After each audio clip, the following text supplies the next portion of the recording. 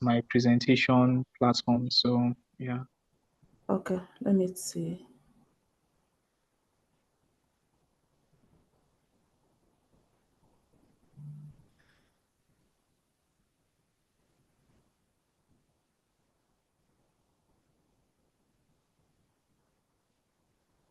So can you see my screen now? Yes, ma'am, we can. Okay.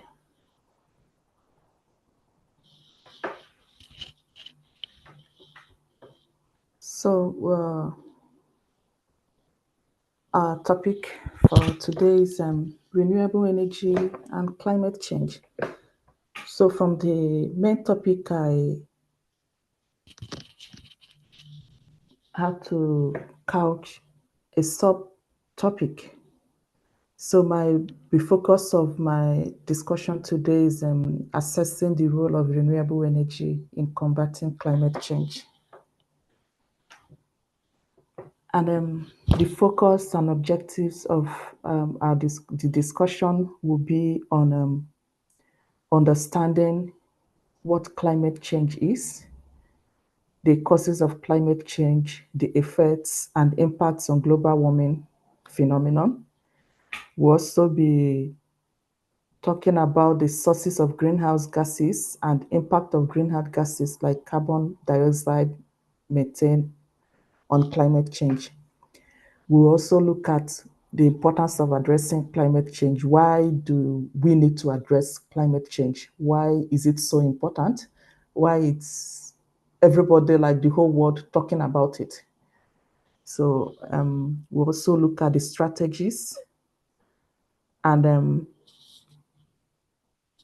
efforts that the global community has put into addressing climate change. What are the strategies that the world has adopted to address climate change? And just because we are Nigerians, so we'll talk about it on the global community. We also have to talk about Nigeria in particular. Why? What has Nigeria done? Is the climate change affecting Nigeria? And in what way is Nigeria addressing climate change?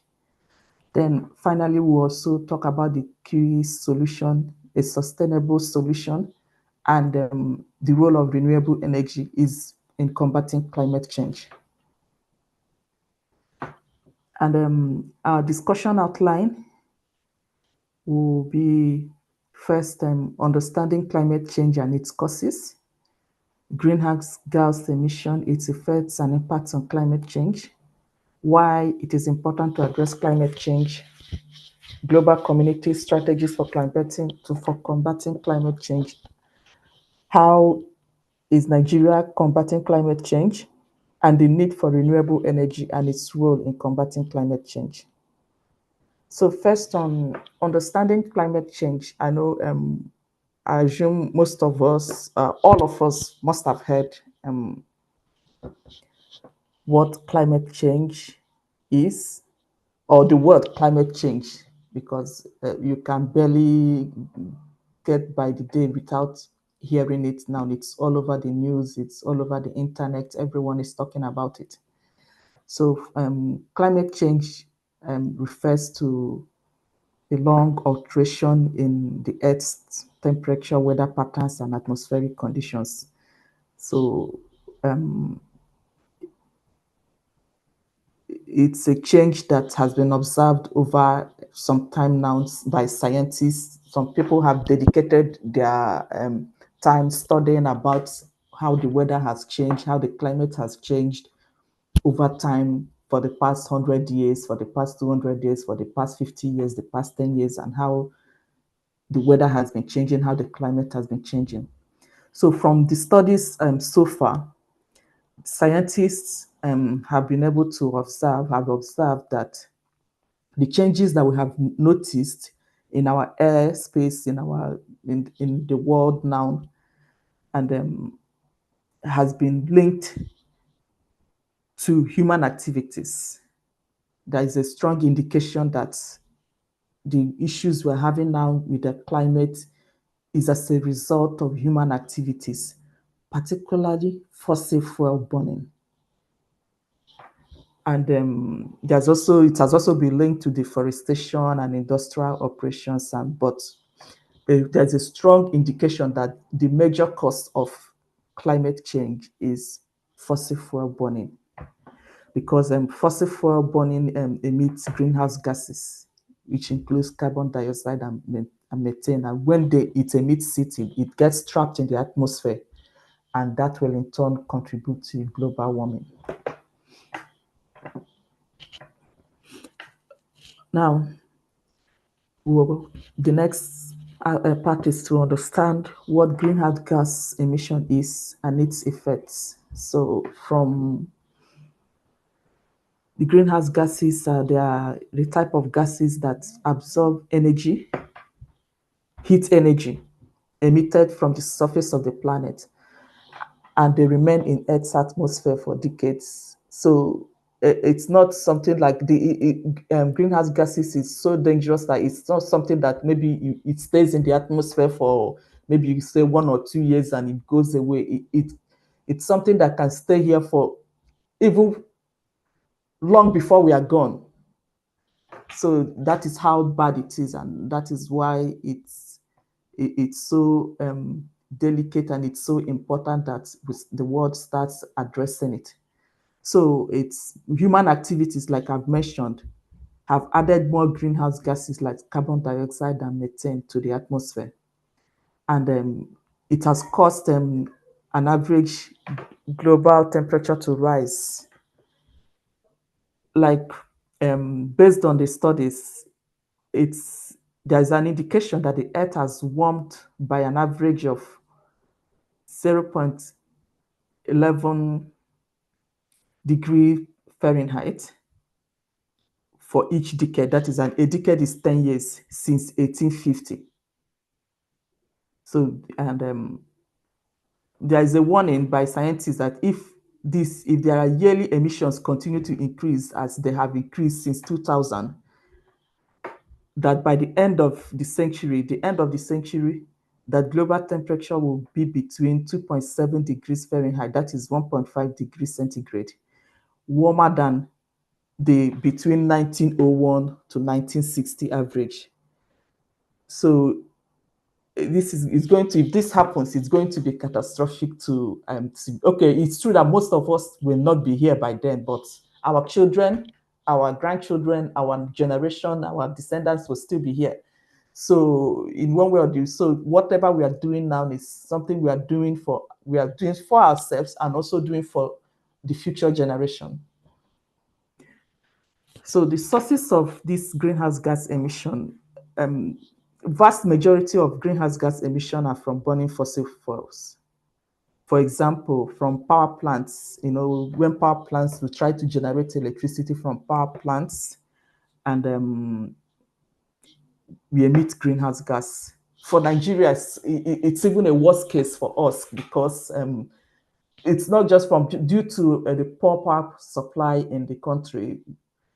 Our power plants emit the greenhouse gas, emits greenhouse gas. Then our small generators in the house, and the diesel generators that we use in our companies, in the houses, and you know how it is. Like, there's basically I don't think there's any household in Nigeria. I would say 80% of households in Nigeria have generators, and you know how poor our power supply can be. So when we burn all those generators to generate electricity, you see the smoke, you see the carbon dioxide that it emits. All these things contribute to the greenhouse gas emissions in our atmosphere. There's also greenhouse gas emission from transport, and from transport, because especially from cars that use petrol and diesel, and so that's why there's also a campaign for people to switch to electric cars and all that. There's also from industries, also. Then, if you see the diagram by the right-hand side, this is a data showing the percentage of emission from each sector. As can be seen, the power industry is topping the chart. Power industry generates 26% of greenhouse gas emission. This is a data released by UN, United Nations, in 2023. So as you can see, the power sector emitted 26% of greenhouse gases in 2023, while industries emitted 11%, transport 15%, buildings 6%, fuel production 10%. Fuel product. So after the power industry, the next is transport. So as can be seen from here, I think down here is the agriculture is 11%, then land use and land use forestry is 7%. So power industry is topping the chart. Electricity generation is the major contributor of greenhouse gas emission. So in 2023 alone, the total greenhouse gas emission hit 57.1 gigatons of carbon dioxide. That's a lot. And it's a lot. That's quite a lot. And from the data, the power sector was the largest contributor, as already mentioned, at 15.1 gigaton carbon dioxide emission, followed by transport that emitted 18.4 gigaton carbon dioxide. So this data is from the United Nations emissions gap report. So maybe you can also, I tried as much as possible to include the sources down here. So you can also, if you want to read more about it, you can visit the site to read more. Some of the data also came from the International Energy Agency. Yeah.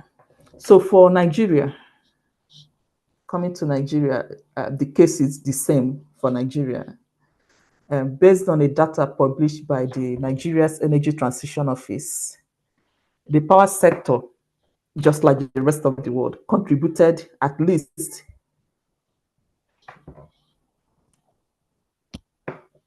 27% of carbon emissions in Nigeria in the year 2020. This is a 2020 data, followed by, I think, same transport, 24%, oil and gas, 11%, cooking, 22%, and industry, 16%. So it's still the same, just like the rest of the world. Transport, the power sector is topping the chart in Nigeria, followed by the transport sector.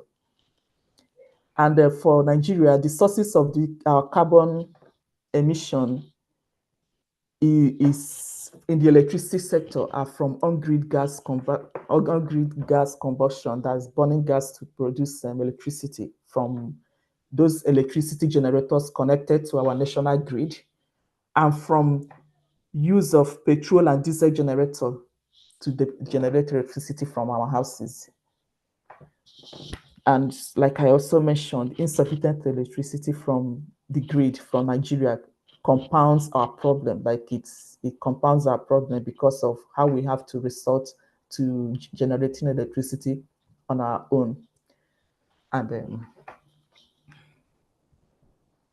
so how has greenhouse gases impacted climate change?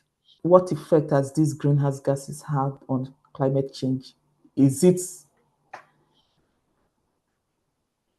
So the imbalance between greenhouse gas emissions and the liability for natural processes to absorb those emissions, it has resulted in an increase in atmospheric concentration of greenhouse gases. Like I mentioned, these greenhouse gases get trapped in our atmosphere and it remains there.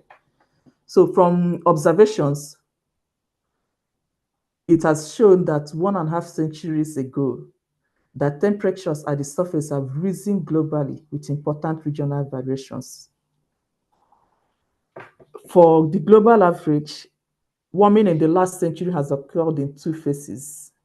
Like from 1910 to 1940s, it was 0.35 degrees Celsius.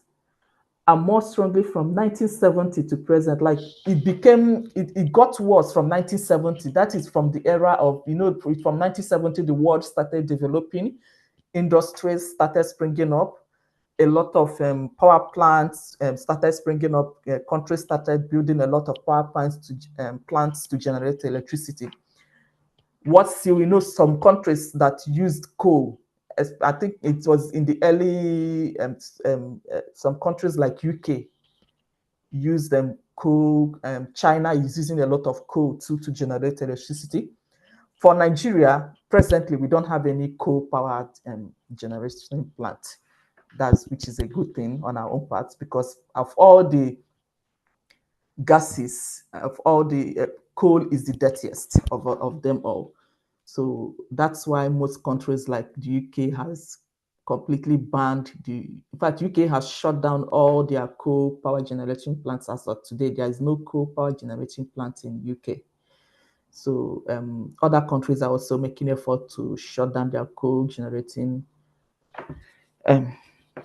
power plants, because it's the highest emitter of greenhouse gases. So a clear evidence of how the greenhouse gases has impacted the climate changes. You can see the rising sea levels, that reports of rising sea levels, flooding. This flooding is even the one that hits, like even in Nigeria. Nigeria is not left out. When it rains now in Lagos is flooded. The north is flooded. Some states in the north, you keep one, even the north, like you keep, once it rains, the river Niger, the river Benue, they overflow. It floods, and Kogi, Lokoja is always flooded during rainy seasons. Lagos State and some other parts of the north is flooded, and even recently some parts in Abuja, when it rains, it gets flooded. So all these are just an indication of climate change and the effects of that greenhouse gases are having on our atmosphere. So why is it important to combat climate change? Like, apart from we are already experiencing or seeing the effects and the consequences of this climate change, just like I mentioned now, from the flooding, from the sea levels rising, and the other things. And if this continues to happen, it's going to lead to more disasters. Like, there will be natural disasters, and when a place floods and all those things, people are forced out of their homes. And when it's farmlands floods, the crops or the plants will die. So when there are shortages of plants and crops, what happens? There will be food shortages, and it could lead to people suffering. So it's very important that to avoid the catastrophe of the natural disaster, crop failures that will lead to food shortages, and also social inequality. Because when it happens, there are all these people in the rural areas that are even barely are trying to survive. When they now have to deal with flooding and all that, it worsens their situation. It leads to social inequality, and where they don't even have people that can even barely feed themselves, now struggling to also find a roof over their head. So it worsens the situation of the social inequality and all that. So that's why climate change needs to be addressed, to save the world from flooding, to save the world from food shortages and other catastrophes that are also attached to climate change. So due to these issues that I've listed, the world, of course, is not sleeping on it, because of the consequences of climate change. If it's not addressed now, most countries have the world has come together under United Nations, and most countries have participated in negotiating and have ratified treaties in which they have committed to combat climate change. One of the ways this has been done is through the adoption of the United Nations Framework Convention on Climate Change. That was in 1992. And this was ratified by 198 parties, which shows it's a good indication that the world, at least the world, understands how important it is to address climate change. So the United Nations Framework Convention on Climate Change is just beginning of a legal framework for combating climate change. After that, after the UN Convention on Framework on Climate Change, more steps were taken at the global community in Doha, amended the protocol under this convention. It was amended in 2012 and ratified by 148 parties. And in that protocol, it placed more ambitious emission reduction targets. So what countries do, what the UN has done is to place targets on countries, different countries. So you have a target to reduce emission by so percentage in so year. So for UK has a target to reduce emission to reach net zero. They call it to net zero, to reach net zero by 2050. Nigeria too has a target to reach net zero between 2050 to 2070. I think it was 2050 initially, but recently, after doing some studies, and they were able to say that it may not be possible for Nigeria to reach net zero target by 2050. So they've moved it now to 2060.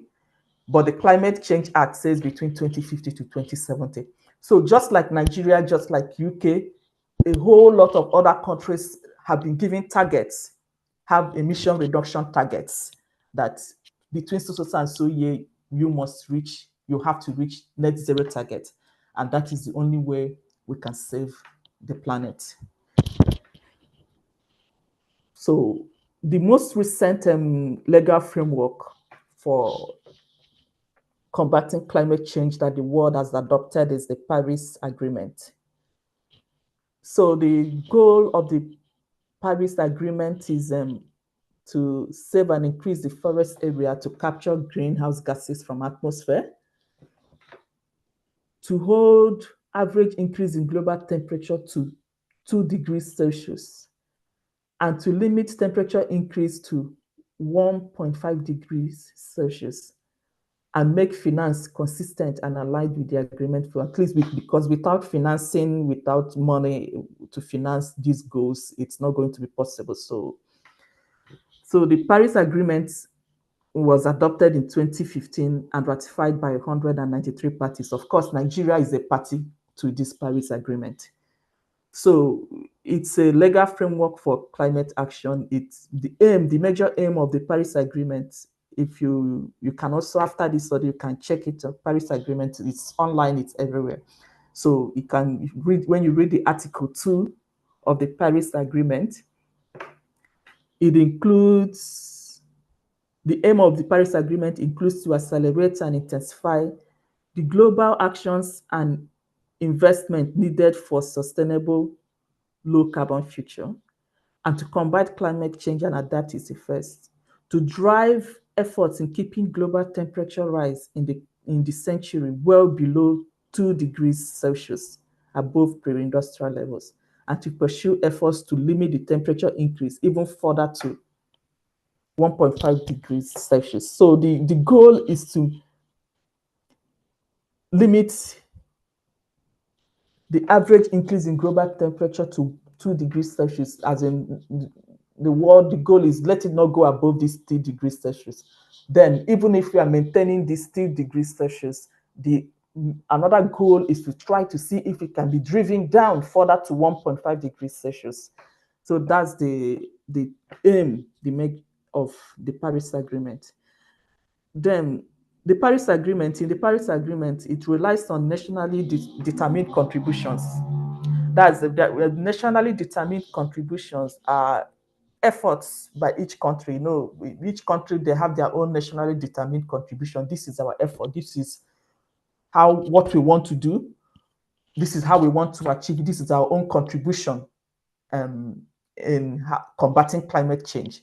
Just like I mentioned, there are net zero targets. So most countries, they have their own contribution. This is our roadmap to net zero target. This is how we want to contribute to it. This is what we want to do. So, and for Nigeria, just like the rest of the world, Nigeria has shown positive commitments towards achieving and combating climate change. So the major steps taken by Nigeria towards combating climate change and is ratifying the Paris Agreement in 2017. So like I mentioned, Nigeria is a party. Nigeria has ratified the Paris Agreement. And after the ratification in 2017, Nigeria went further to pass the Climate Change Act in 2021. So, and the purpose of the act, just like, is to achieve green and sustainable growth and low greenhouse gas emissions by putting in place a framework that will aid Nigeria in transitioning to renewable energy sources, promotion of energy security, and reaching net zero target between 2050 to 2070. So after this, Nigeria has also gone a step forward by constituting an office. There's an energy transition office that puts out an energy transition plan for year to year on how Nigeria plans to transition away from greenhouse gas emitting power generators or energy sources to renewable sources. Just because it has been identified that the source or the major cause of this climate change is greenhouse gas emissions. So Nigeria is has plans or has set in motion plans to transition away from greenhouse gas emitting energy sources to renewable sources. So now, the need for renewable energy and its role in combating climate change. Renewable energy is called green energy or clean energy because it is derived from natural sources. Some of them do not emit greenhouse gas at all. Some emit very low greenhouse gases. So the sources of, from the picture by the right, you can see the sources of renewable energy in combating. The sources is hydroelectric powered, wave energy, the tidal energy, solar, biomass, geothermal, and wind energy. For Nigeria, currently, we have the only renewable energy source that is connected to our national grid is the hydroelectric power. Then we have the solar, and we also have solar energy, most especially in the north, but those ones are not connected. It's not connected to the national grid. It's just in communities. It's an isolated grid that is just serving a few number of people, just a small community. That's we've not really. We don't have a large solar power plant in Nigeria yet that is connected to our national grid. So, but these are the sources of renewable energy that can be used in place of gas power plants and diesel power plants. So why is renewable energy needed, or why is it so important in combating climate change? It's because renewable energy are low carbon sources of energy. So that is what sets them apart from the other greenhouse gas emitting sources of energy. So due to its low carbon emission, or because it's a low carbon source of energy, that is why it is needed, or that is why it is so important that the world transitions or shifts away from fossil fuel to renewable energy. So the world, just like there have been several studies and that suggest that a shift to renewable energy and reduction in the use of fossil fuel is important in combating climate change. That is the first step in combating climate change.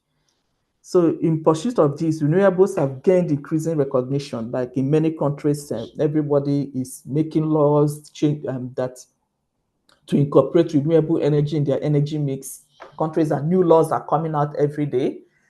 For Nigeria, they have the Electricity Act where they made mention of renewable energy, generating electricity through renewable energy sources. And but some other countries, they've been really, really forward, like the UK. They have the Energy Act, their 2023 Energy Act, and their other laws to the regulations that has really, in fact, currently in the UK, bulk of their energy right now comes from renewable sources due to the conscious effort they've put in making the laws that and channeling a lot of their money and investment to development of renewable energy. So, according to the latest report on of the Intergovernmental Panel on Climate Change, it has identified many possible pathways to combat climate change and achieve net zero target by 2050.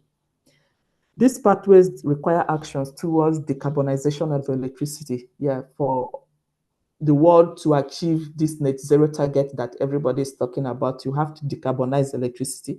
And decarbonizing electricity means adoption of renewable energy and improve carbon sinks, such as forestation, planting more trees, and all that. There's also the carbon capture, this new talk about carbon capture. Try even if you want to use gas greenhouse power plants that emit greenhouse gases and industries that emit greenhouse gases, you have to have a carbon capture storage in your to capture the carbon dioxide. So massive electrification, that is using clean energy sources, and where it's not possible to switch to lower carbon fuels. Lower carbon fuels is gas. At least gas is better than coal. So also the United Nations Sustainable Development Goal, the SDG 7, which relates to affordable and clean energy, emphasizes global roadmaps to achieve net zero in the future. And the roadmap reiterates the need for substantial increase in share of renewable energy in the global energy mix. So like from all round, from everybody, international community, United Nations, everybody, scientists, all points to the fact that for us to combat climate change, in anything we are talking about how to combat climate change, the major solution is transitioning to renewable energy. So that's how important it is. So renewable energy is so important in combating climate change. It has a huge role to play in combating climate change. Thank you. All right. Thank you so much, Miss Blessing, for your very wonderful and detailed presentation. We really sincerely do appreciate everything that you shared in class, and it was easy to understand and very straight to the point. Thank you so much, Ma. We'll be getting back to you later on in the class. All right. So we will just want to hear from our other mentors also share their little thoughts and perspective into today's session. Thank So you. we'll yeah, no problem. We'll be going over to Mr. Ayobami. Mr. Ayobami, sir, if you're with us, in a few minutes, we would also want to hear from you, share your thoughts on this topic for today.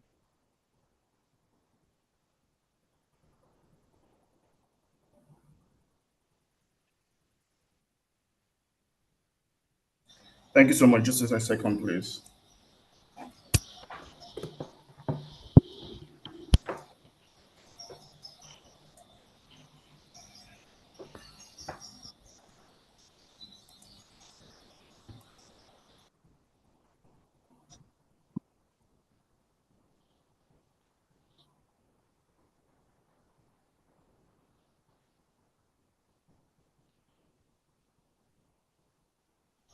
So I hope you can hear me. Yes, sir, we can hear you. Okay, so I'll just share my slide.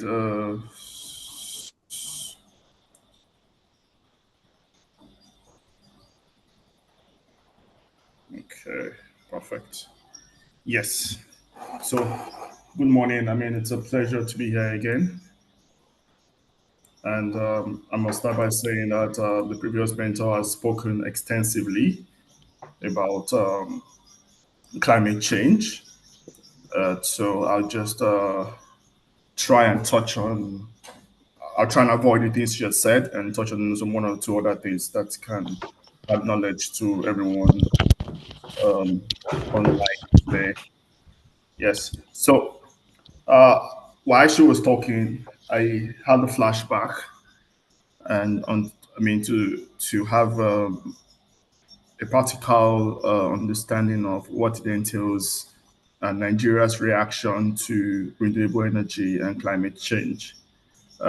Especially talking from the energy, which is my expertise, I believe.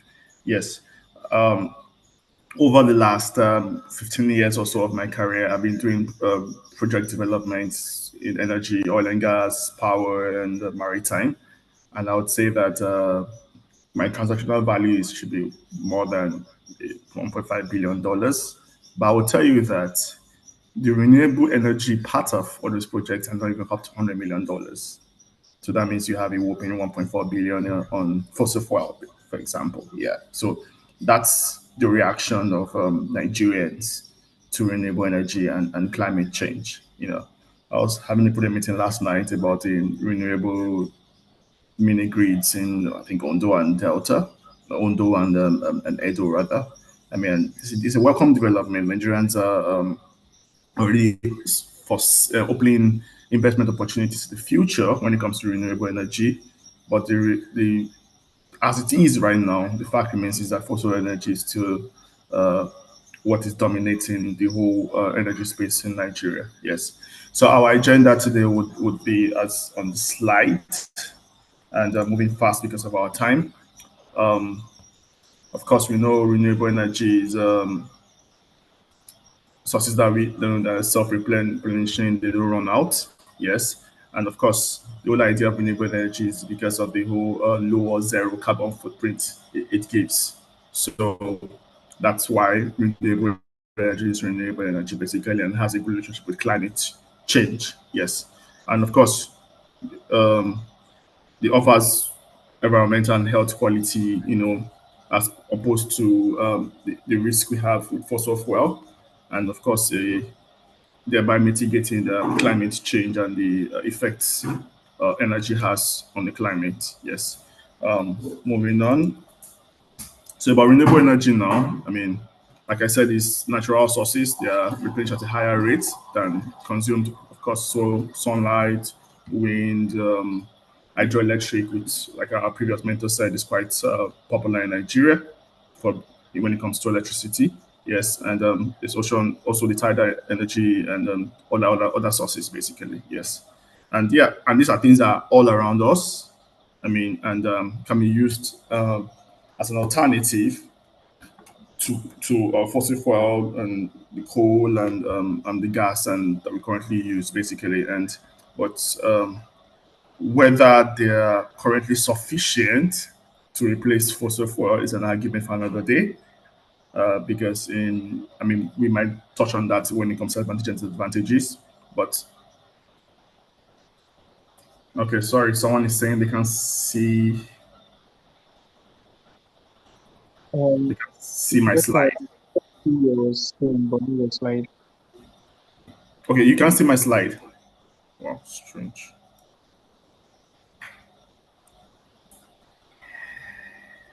Okay, let me stop sharing and try and reshare.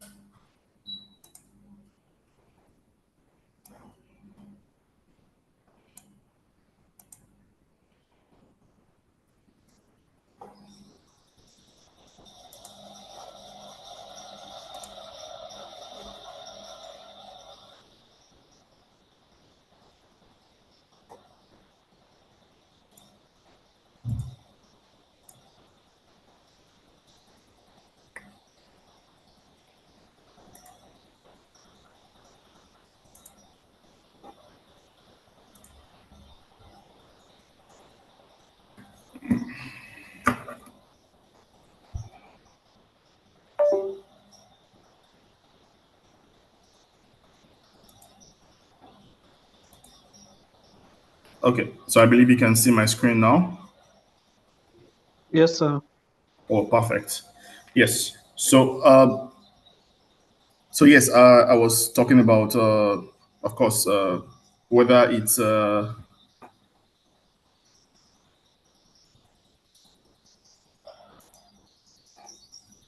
whether it's it can replace fossil fuel. I mean, at the moment, it's a different story, and I guess we might touch on that, one or two of that, in our subsequent slides, basically. Yes, and I remember, like, I think 2 weeks ago, we had a talk on what has renewable or non-renewable. Yes, even though most of the propagandists will tell you that yes, it's also renewable, but some people will tell you that sometimes during droughts and it can be replenished. So that shouldn't be. But like I said, it's something that as lawyers, as students, we can always form our opinion on, and that's the beauty about law. That you can form your opinion as much as you can. And but my own personal opinion is that it can serve as a renewable energy. Yeah. So yes, the side fact in Nigeria, the side fact here is that the most common renewable energy in Africa is hydro, that's water, and of course solar is fast becoming a household name in Nigeria, and everybody has a solar etched on their roof in Nigeria. So it's it's fast growing basically. Yes. So yeah, climate change, which I won't dwell so much because previous speaker has spoken extensively on that. Of course, we spoke about greenhouse gas emission and everything, so I'll skip that. And also the consequences, like she spoke of, it causes intense drought, water scarcity, fires, rising sea levels, flooding, melting of the polar ice in the Antarctica, catastrophic storms and declining biodiversity. Yes. So, and of course, they said the side fact here says the main greenhouse gases that are causing climate change, which include carbon dioxide and methane, and this comes for our transport system, and driving, basically transportation drivings of our cars in Nigeria, and of course, in the Western world, a lot of coal is still being used in some countries, like Germany currently, has reopened their coal mine since the advent of the Russian-Ukraine war, and of course also, deforestation, whereby cutting all the forest for timbers also causes a lot of emission of greenhouse because it exposes the atmosphere to its production. Yes. So, and I know our previous speaker spoke a bit about climate targets. Yes, countries have gone on the bandwagon to have targets, but also companies now are also doing that. Having, I mean, climate targets also. I mean, the European Commission has a target of 55% by 2030, at least 55% reduction. Amazon has made a pledge that it's going to have a net zero carbon emission by 2040. Paris Agreement also, which a previous speaker, a lot of countries spoke about. A lot of countries have adopted 196 and counting. And Nigeria also, I mean, of course, had the 20% 2030 target, and of course, 2060, like our previous speaker also spoke. And of course, this is embodied in the Climate Change Act and the Nigerian Energy Transition Plan also. Yes, the UK government also has theirs. The US, as you can see on the slide, also have theirs. And Google also made an ambitious plan to have a net zero by 2030, which is just around the corner. Then, of course, China also have their own carbon neutrality plan before 2060. So these are countries and blocks and complaints that have, I mean, joined the bandwagon on when it comes to climate change. Yes. So in Nigeria, I won't touch so much because our previous speaker has spoken about the Kyoto Protocol and the Paris Agreement also. So, but of course, this is not without these challenges in Nigeria. One, Nigeria's dependency on fossil fuel for foreign exchange earnings is top of the list because our economy is being run, I mean, on oil and gas basically, and Nigeria needs that to fudge its budgets. So climate change it doesn't seem to be on the front burner in Nigeria because we still rely on fossil fuel for foreign exchange earnings, basically. And also gas flaring and oil spills we have around, in Nigeria, especially in the Niger Delta. Our energy holdings are still dependent on fossil fuel. We have new energy holdings coming up now. Total Energy has metamorphosed into Total Upstream into now Total Energies because they're trying to, go renewable also. So you see top IOCs also having, renewable entities because they know that that's the future of energy. And of course, trying to be climate change compliant. Yes. A lot of financing problem is also happening in Nigeria. Lots of capacity and capabilities to harness this, and finance. Unfortunately, projects in Nigeria, I think financial institutions would choose to bankroll a fossil fuel than a renewable energy. That's my opinion. And because and even when they even give, it's always at a double digits interest rate, which is pretty high and not encouraging. So because the bank will want to bank on something that most likely would bring in immediate income than a futuristic income to that and repayment plan to them. So that's it. So gas line is still very popular. And the reason why we do gas line is because basically the IOCs will tell you that they have to depressure the equipment, and so it's easier for them to flare it than keep it. And honestly, I know that NNPC has been trying through the commercialization of glass gas sometime August, September. Some licenses were released, trying to see how we can convert those gas that are being flared into electricity for Nigeria. So that's a plan. I know that is in pipeline, and hopefully we'll see the end to that plan. Basically, yes. And of course, even the PIA and the institutions are trying to ensure that deter gas flaring. The fact remains is that even if you give fines, they find that it's cheaper to pay fines than to stop it. So these are current trends that is still making these things possible in Nigeria, basically. Yes. So that's sorry, a minute, please. Okay. Okay. Thank you. Yes. Moving on. Nigeria, of course, has tried to tackle this with policy documentations and regulations. Like I said, the PI, for example, gave penalties for gas flaring. Now we have the host country development, the host community development associations trying to tackle spillage and environmental cleanup and the like. So it's a good initiative to try and deter biases from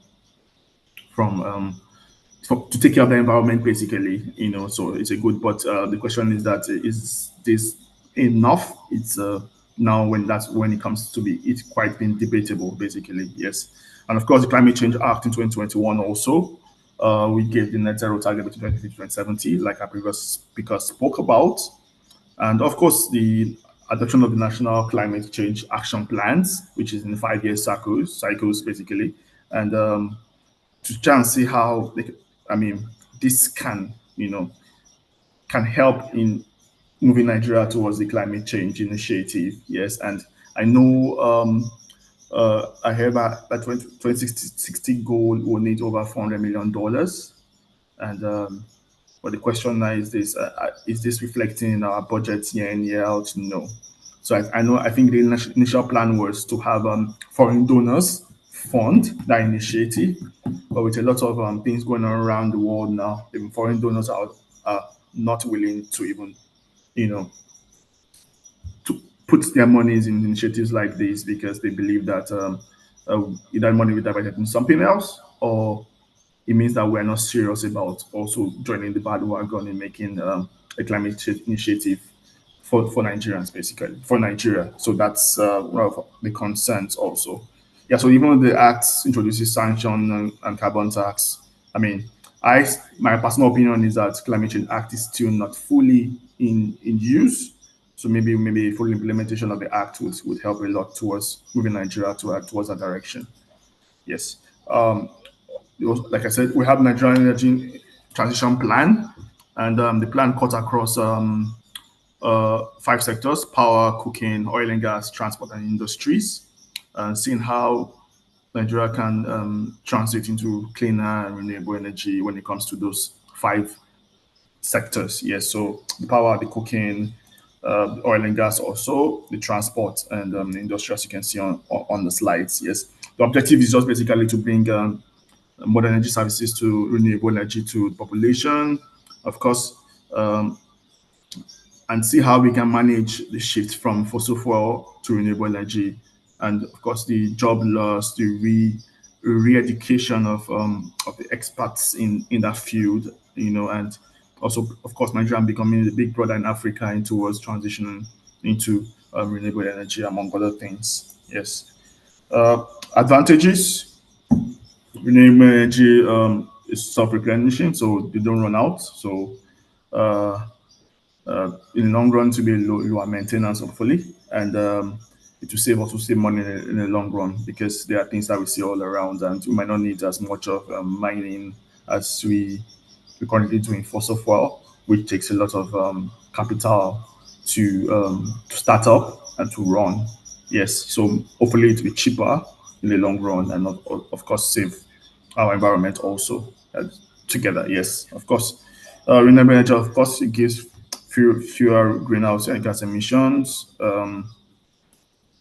And of course, I mean, hopefully, many jobs in the future. Yes. Disadvantages are currently it's more, I mean, expensive. And I always say that one of the reasons why it's expensive is because we don't a lot of our equipment required are not locally produced yet. So a lot of research is being done in the Western nations, and research costs money.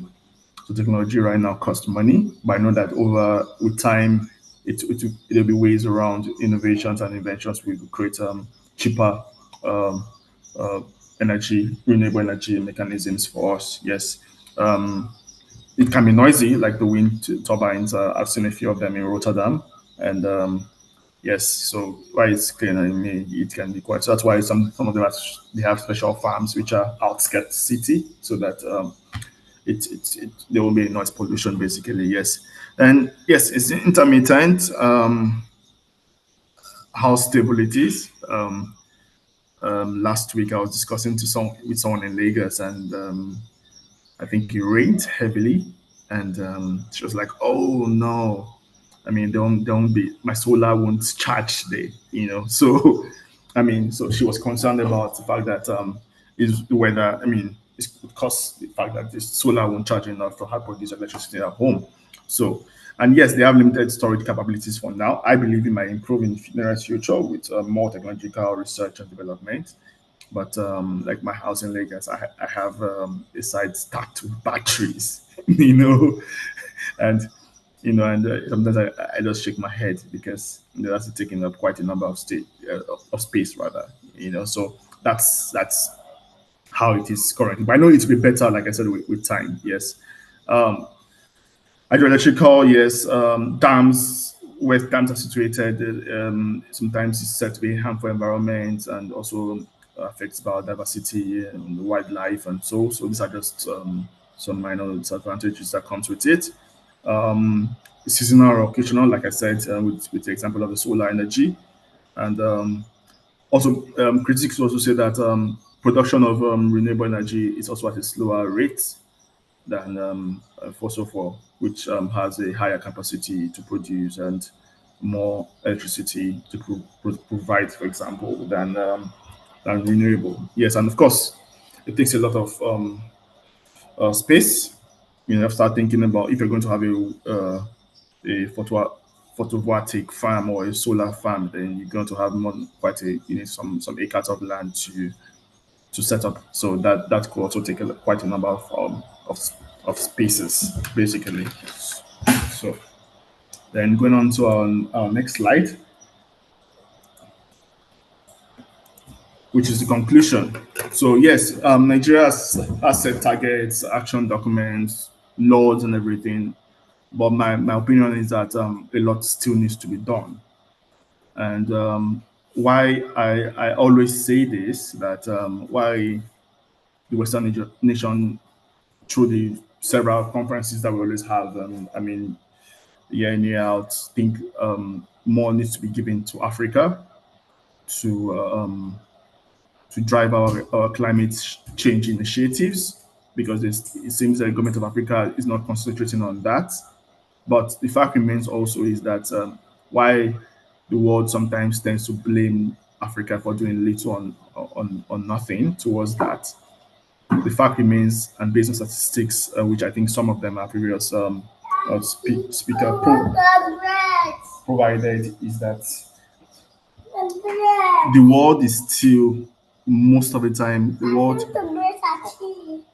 is still most of the time producing more to the climate than Africa is doing. And of course, the Western nations have more of industries, for example, more flaring, for example. And so when the finger is being pointed to Africa as doing little or nothing, statistics just shows that the world actually emits more greenhouse gases than we do in Africa. But that doesn't mean that we shouldn't also think about the transition in the nearest future, which is difficult right now because we are so much dependent on fossil fuel. But if we put our mouth where we put our money where our mouth is, and we have sustainable plans for the future, I think it's something that we can do before our 2060 or 2070 targets. Yes. So yes, we also rely such a lot on foreign technology, which is expensive. So we need to start investing in research and development in Nigeria, for example, and Africa in a whole. Make sure that financing and investments options are readily available. This CBN, for example, should provide single digit loans towards this initiative.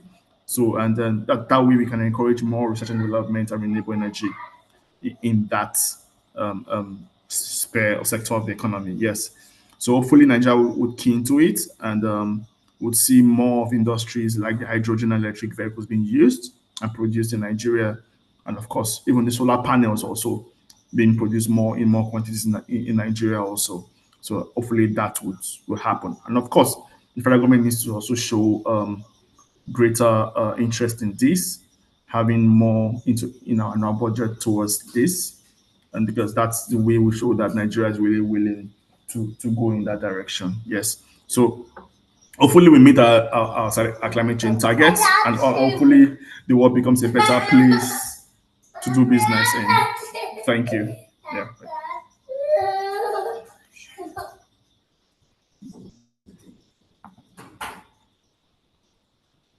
Then it's over to you. Thank you. All right. Thank you so much, Mr. Ayobami, for your thoughts that you shared and also your presentation.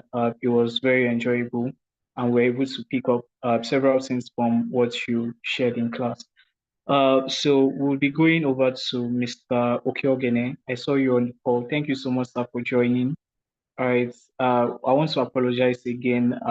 It was another day we did not properly introduce you in the session. So sorry about that, sir. I will work on making sure to ensure that I have all my details correct and accurate before the start of class. You're welcome, Mr. Okiogene. Thank you. Thank you very much. Thank you. And thank everyone for joining. Abayomi, great job you did. Miss Blessing, I think also she's done a very good job. My fellow mentors. Please confirm you can hear me. Yes, sir, we can hear you, sir. Excellent. Excellent. Thank you. So I'll just share my screen.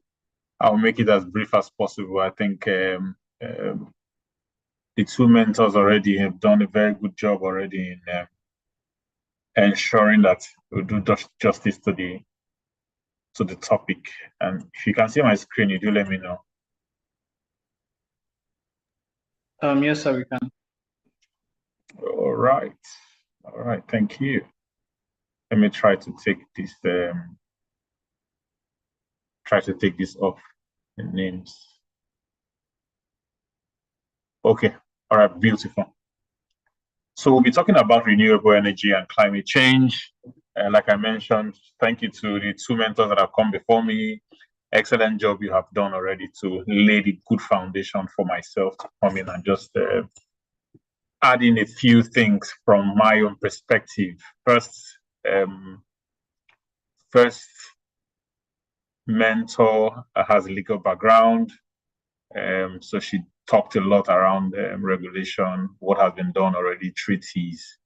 Abayomi as well, more on the legal and then also the project management side. He also did talk about new projects that are ongoing and a few of ideas on in terms of treaties and where we are. I will tilt a bit more to implementation, and then I will tie it in with the impact on young lawyers and where they can come in advocacy as we go along.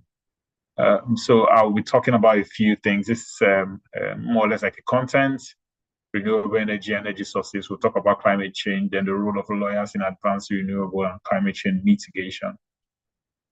A lot has been said about renewable energy, which I know that we all know so much about, touching on tidal, biomass, solar, wind, hydro, and geothermal. Geothermal is from the Earth's crust. If you look at the picture I have, you have like a line, a red line and blue line going to the Earth's crust. So under the Earth, you have very hot environment on which we can tap in that energy, that hot energy, and use it to drive turbines and generate energy. And these sources of energy, they have little or no impact on the environment in terms of carbon emission, right? When we talk about renewable energy, it's just the kind of source where they come from, where you don't need to do anything to renew them. So they are self-renewing, as the case may be. But in terms of impact on the environment, most of them, they still have one negative impact on the other, because geothermal, you need to punch into the earth. And by doing that already, you are distorting the natural state of the underground or the subsurface, as the case may be. So it has its own impact on the environment. Maybe not as bad as fossil fuel will, but they all have their own impact on the environment. So what is renewable energy? Energy derived from natural sources that are self-replenishing even after use. Okay, I'm sure the mentors have talked a bit on this, so I'll skip very quickly. In terms of clean energy and polluting energy, right? The renewable energy, as we talked about, have infinite sources, while the polluting energy, or more or less the fossil fuel we talk about, they have finite source, meaning if you put 1 gram or 2 grams of fuel into a generator, it will run for a definite time and then it will shut off. It's diminishing, as the case may be, but renewable energy is not diminishing. It doesn't reduce, like the sun. There's nothing you can do to stop the sun. As we speak here in Lagos, where I am, the sun came up very strongly in the morning, and there was a bit of rain, and now we have the sun on again. So these are natural sources of energy that there's nothing we do. We can't stop the sun from coming up. And we want to lean towards these sources because they are natural, they are not man-made, and therefore their impact on the environment is very, very low compared to coal, compared to oil and gas and other sources of energy. All right, so again, I'm not able to take out this top part of my, sorry, but a few things I'm missing here. What do I do so that this can vanish? Sorry, excuse. Let's see if I can take out this. Well, okay, let's leave that now. So the topics that I'm not showing basically, but here we're talking about the triple effect of energy infrastructure, population growth, and greenhouse effect, and their impact on the environment, or renewable energy, as the case may be. The demand for energy is being impacted by population growth and urbanization, poor infrastructure as we have in Nigeria, most African countries, then a greenhouse effect. These are some of the things that have the impact on the energy we have, as the case may be. And in today's world, we find ourselves that there are consequences when it comes to energy sources, because we are looking at renewable sources. A lot has been said about energy, and energy seems to be the source of political tension globally. So moving from the fossil fuel, which has been the source, to where localized energy generation in country, I think that's a good way to go, so that the tension that's coming in, or that's usually associated with fossil fuel kind of energy, is reduced as much as possible. Sorry, I'll need to get this out of my screen. Sorry.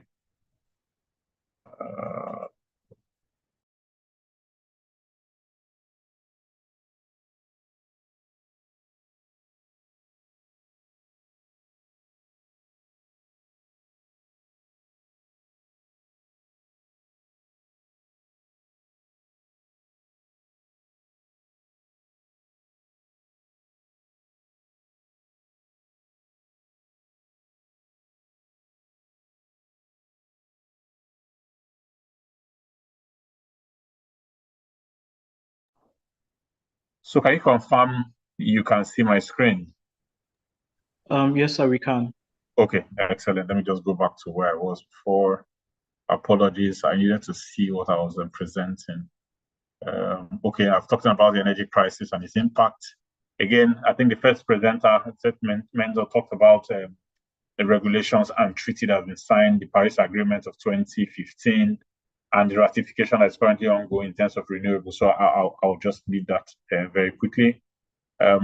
Talking about renewable energy and how important it is, we are needing to lean into renewable energy. And some of the areas that renewable has sold so much is in solar panels, is in electric vehicles, is in battery technology. And these are very good because they give us the opportunities to store energy. A typical example, what we cannot do in the normal Nigerian home is that when you have PHED or supply of energy, you don't have a source to store the energy when you need the energy, or when PHED is not available, you are able to use what you have. So renewable energy or storage of energy, again, gives us another opportunity for you to store the energy, whether it's from the sun when you get for renewable, or from the NEPA supply where you're getting the non-renewable one. Again, energy storage has become quite important. And if we are to depend more on non-grid supply, we need to have battery systems that will help us. Abayomi spoke about that already in energy management in our homes. Also, going to the issue of climate change again, I think a lot has been said about it, but again, global warming has become a major issue. These different data are flying around again, but the message around them is the fact that over the past century, there's been increase in energy temperatures globally, and it's impacting on our own environment. We're seeing harsh weathers around the world. In Lagos, as I mentioned last week, this week we had very serious rains, and the rains are flooding into different places. These are the impact of climate change and global warming, and we need to manage them because the indications we are getting is that if this continues, the glaciers in the cold areas will melt off, and that's releasing more water into the areas that have water, like our own end. Global warming is also increasing and making the desert area scorching, and this has its impact on farming and agriculture generally. And if we don't manage that, the environment becomes too hot and the ecosystem will not be able to deliver as much as it should. What can we do, right? Like I've mentioned about the impact of global warming, ice, flooding around the world. What do we need to do to ensure that we get over this? So there needs to be behavioral changes, right? We need to change our behaviors, and we need to go from more fossil fuel energy based to more renewable energy, which is the conversation we're having today. What are the sources of energy that are renewable, and how can we use them? Electric vehicles also, and battery storage. Again, this gives us multiple options so that we're able to store our energy as a behavioral change in dealing with climate change. What else can we do? We also need to use regulations, policy change. There needs to be policy change that will help us in managing some of these excesses in our behaviors in overuse of energy. The use of also more efficient energy sources, like energy saving bulbs at home, so that we consume less energy. What that means is that we don't need to generate as much, or we don't need to consume as much as we used to. That again, these are part of the behavioral changes that are allowing us to walk in the path of less use of energy as part of an effort to deal with climate change and excessive energy usage. The role of lawyers in advancing renewable and climate change. I think this is quite important to this class because most of us have that legal background. So regulation and policy development is another important part. I can't emphasize that a lot.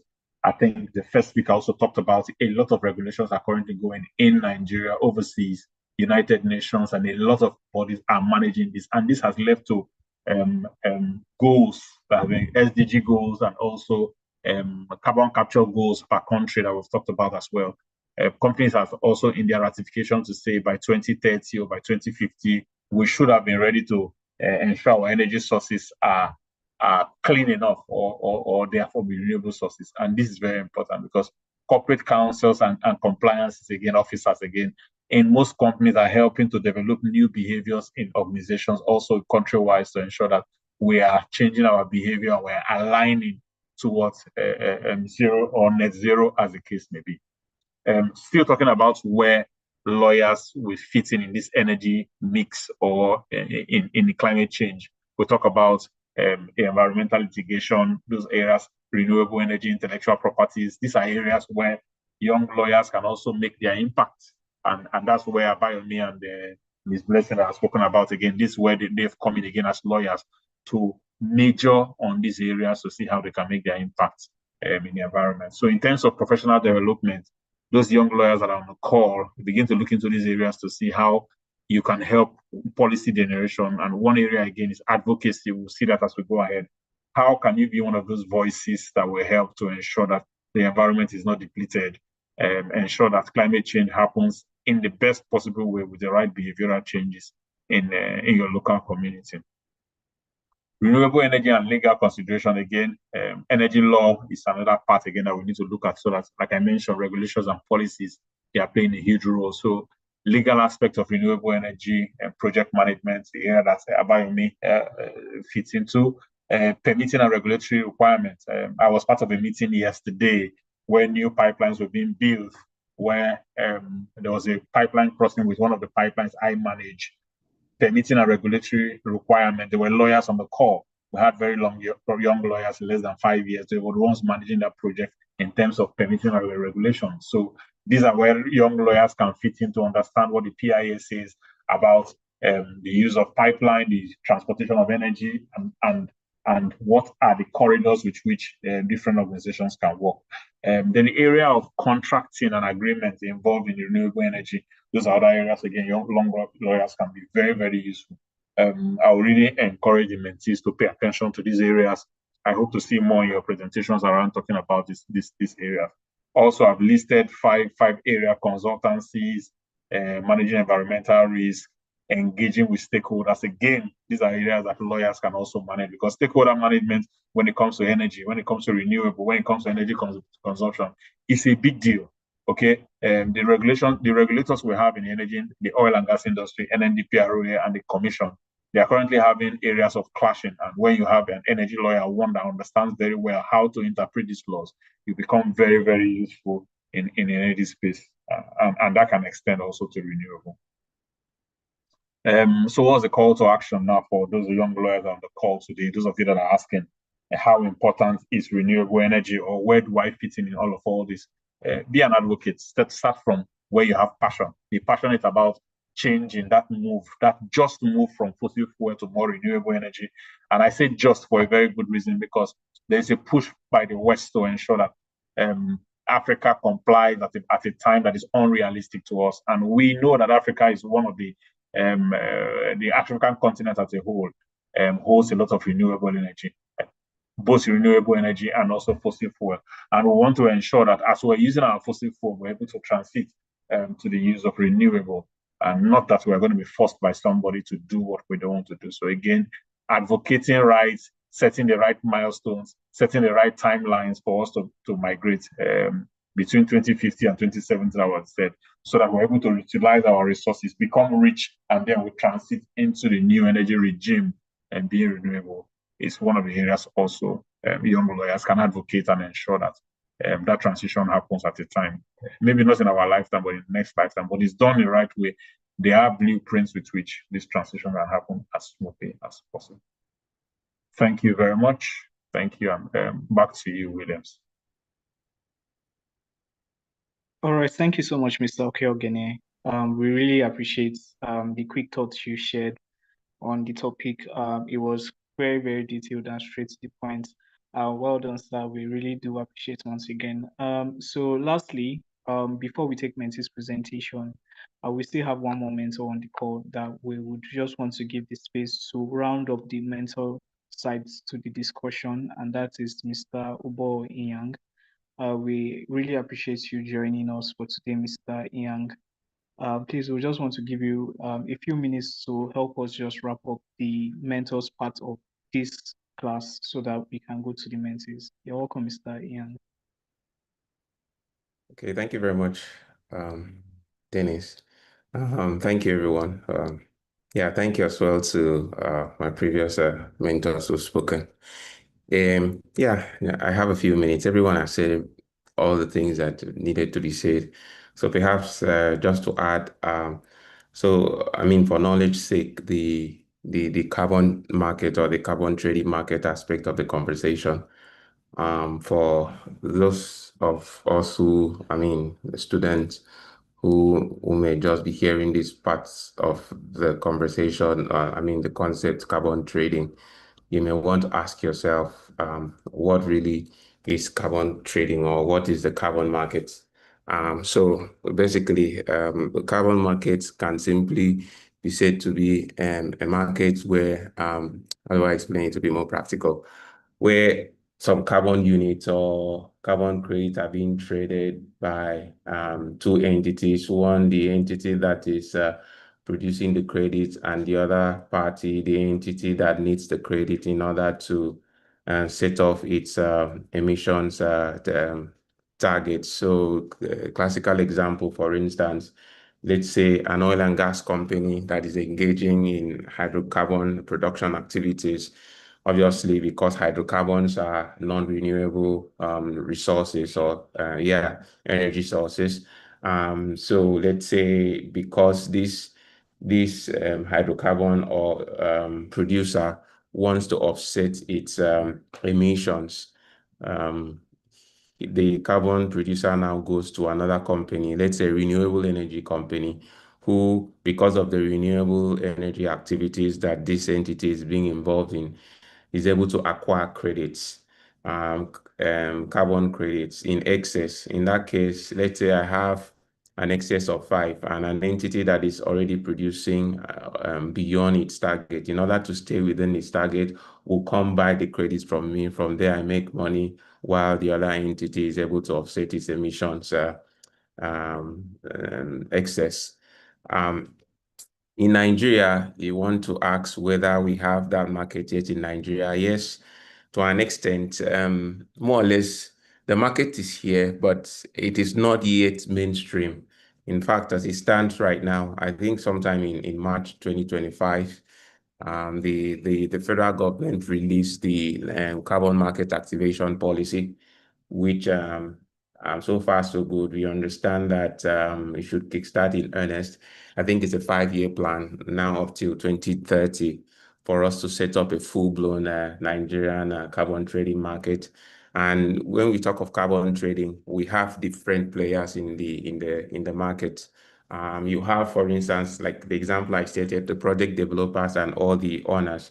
So let's say an entity is setting up, for instance, a project that you could classify as a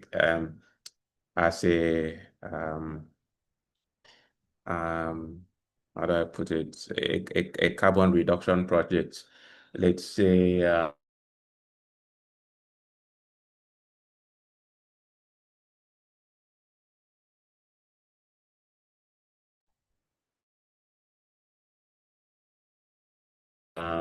but I think Ayobami had mentioned that gas flare. So I mean, part of what leads to emissions in Nigeria, majorly gas flaring. So these producers who are engaged in upstream activities.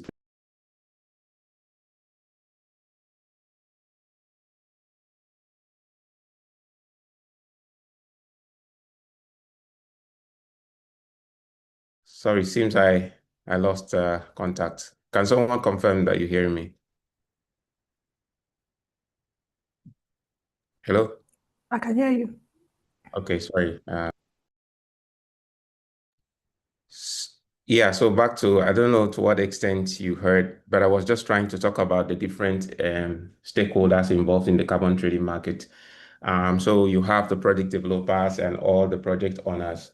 So I was painting a scenario where in the oil and gas industry, instead of engaging in gas flaring, government came up with this policy of saying, hey, instead of you flaring the gas, the commission, that is the NUPRC, Upstream Petroleum Regulatory Commission, has the right to come and take over the gas from the flare stack, which is to be flared, and, assign it to a permit holder who will now utilize that gas into something productive, commercialize it for something productive instead of flaring it into the environment. So that is an example of a project that you can say a carbon reduction project. So a project owner or a project developer who comes up with that idea, the permit holder, to construct a gas processing facility to convert a gas meant to be flared into, let's say, LNG. That is a project owner or developer. There are situations where you may have a developer separate from an owner. A developer will more or less be the one who came up with the idea, but the owner is more or less the one that holds the title, more or less the one that finances the project. But in most cases, both the developer and the owner would dwell in one entity. Then you have validation and verification bodies where, this market is a market where, for the most part, it's virtual.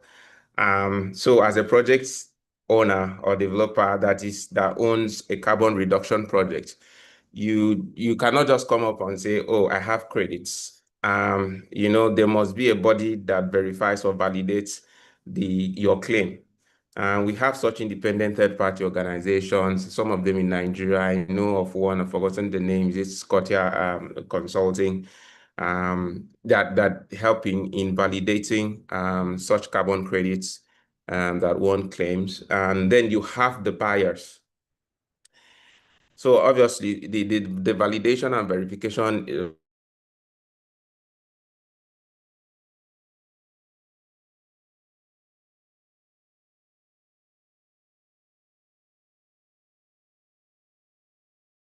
but one credit.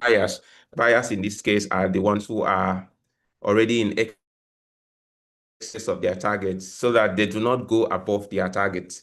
They go buy from the owners of the carbon reduction projects. In this case, let's say a petrol, let's say a company like Dangote, let's say that is involved in strictly hydrocarbon-based refining, for instance, who goes to an entity that is converting gas into LNG. In that case, Dangote has its targets of emissions that it can let into the environment per year. And it's realizing that if it does not buy the credit, it might go above that target. So it now goes to that LNG owner to now buy the credits from the LNG owner and pay the LNG owner money. So Dangote now gets more credits that gives it more room to operate its refinery without going above its emissions target. So Dangote in that case would be a buyer.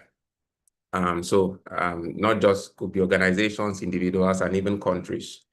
And then you have intermediaries. So intermediaries are more or less, like the name signify, middlemen. They provide the trading platform. Like I said, for the most part, the carbon market consists of the virtual trading market, where you have a central market, where you have the buyer, the seller, more or less, the project owner who lists, more like being listed on the stock exchange.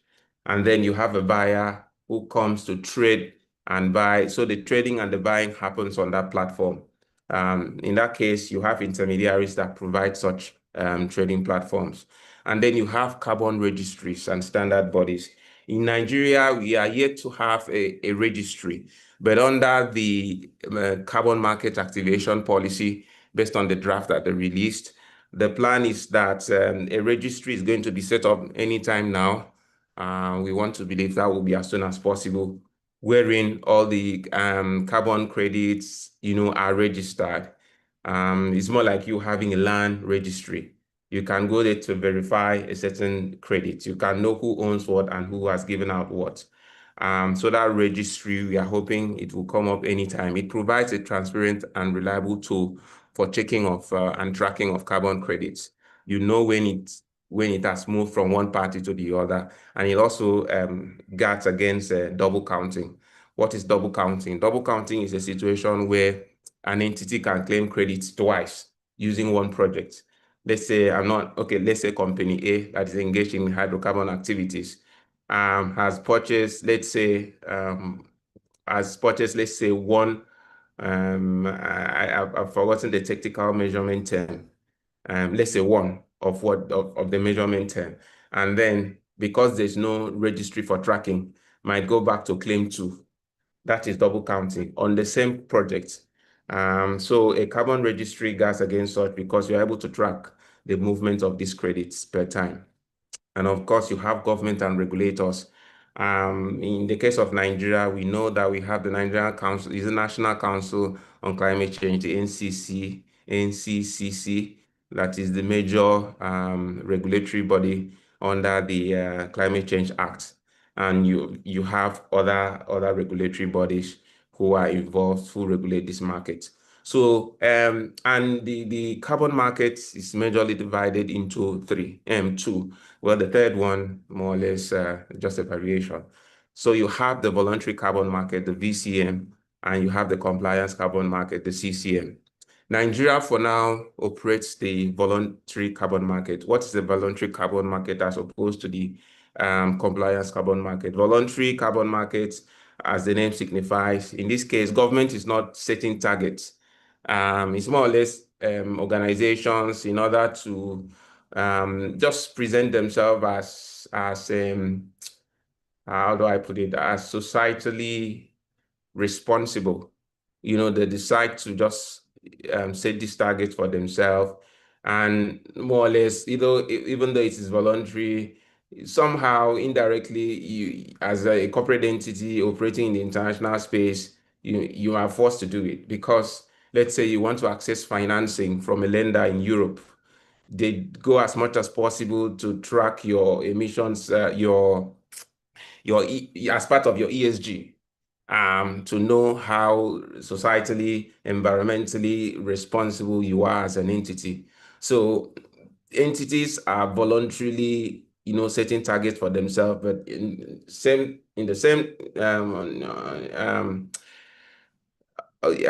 also the fact that whether or not you are doing it voluntarily, the system would force you to comply.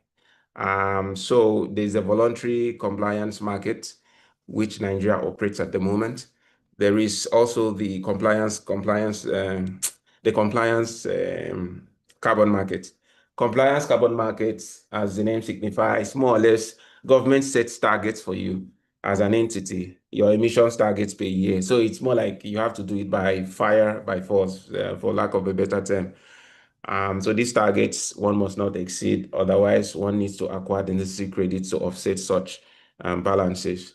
Yeah, a variation, you also have the Article 6 market, that is the international market, where, for instance, Nigeria, not just selling within ourselves, it's a market that countries can trade across borders.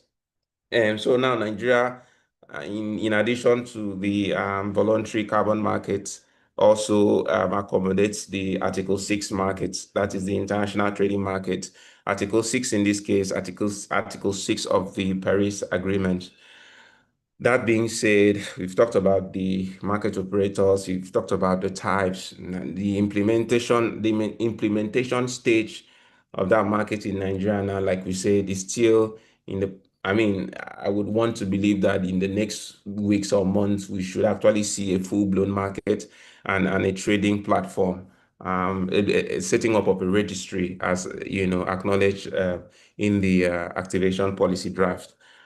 So now, what are the disadvantages or the merits or challenges of the carbon market? Like I said, there's the issue with double counting. Double counting in the sense that different entities, one entity can claim carbon offset on one project twice. A place like Nigeria, when it comes to monitoring, that might be a challenge. So we want to believe that we'll be able to set up a system that has a firewall against, even though we might have some cases, at least minimalizes it to the least that we can. You also want to have conversations around the issue of our regulatory framework. Do we really have the regulatory structure to ensure that as you have these markets in places like Europe, where compliance is really followed through? Do we have such in Nigeria? There's also this this issue with duplicity of functions.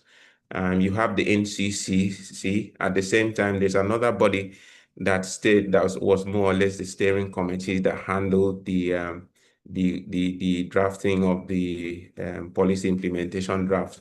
So you want to ask yourself, are we looking at a possibility of there being institutional conflicts?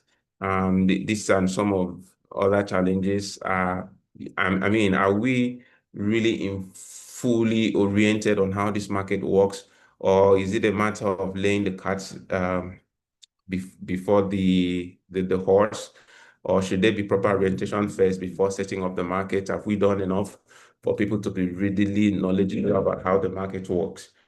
So these are a few of the challenges that the carbon trading market in Nigeria is still facing.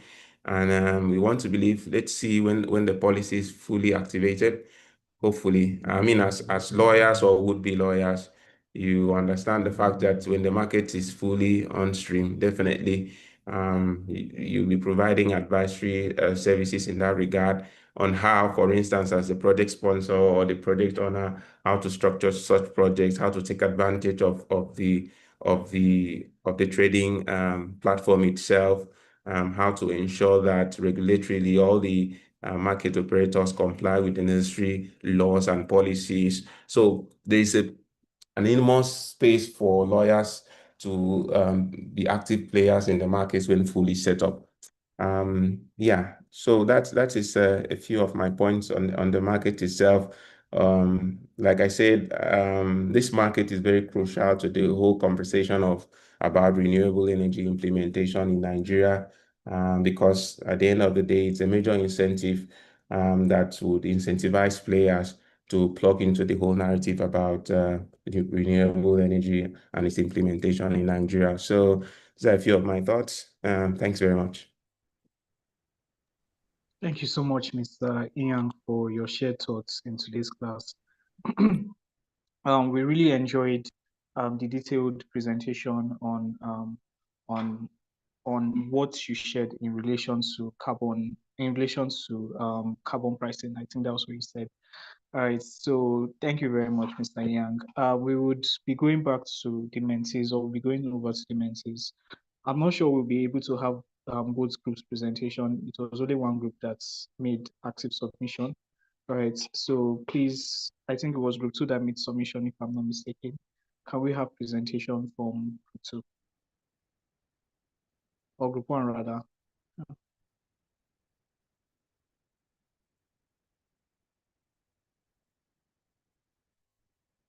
Hello, is our group presenter in class today?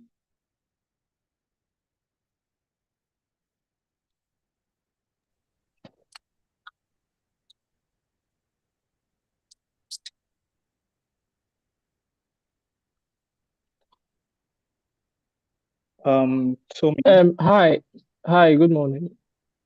yes, good morning. Can you hear me? I can Sorry, hear did you you. say group 1 or group 2? Okay, group 1 did not. I think it was group 2 that didn't make submission. So group 1, let's start with you first. Sorry? I think we'll be taking group 1's presentation. All right, thank you. Yes, please, you have 10 minutes for your presentation. Let's try to make it as snappy as possible.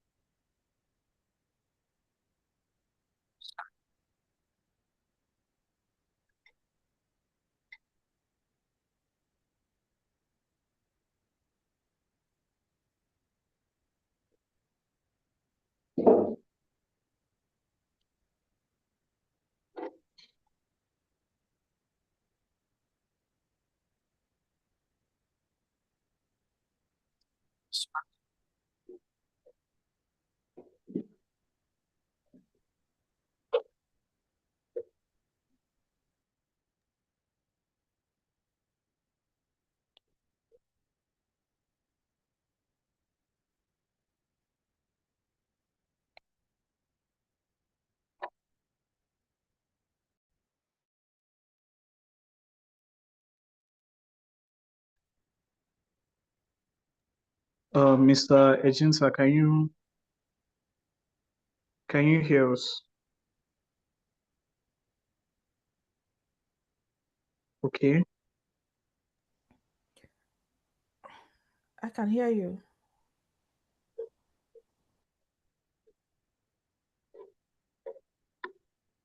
Okay, if Group 1 is not yet ready for their presentation, can we have Group 2's presentation?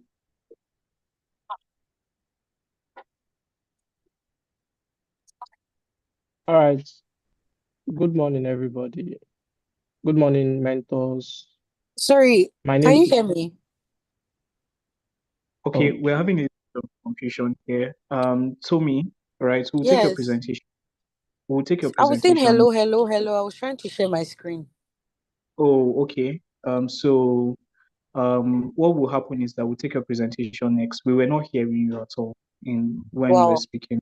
It's right. So you will Okay. just have to wait a bit, and then we'll take Rupon's presentation before we have yours. Okay, no problem. Thank you. Yes, Mr. Ejenti. Sorry if I didn't pronounce your name very well. Please, over back to you.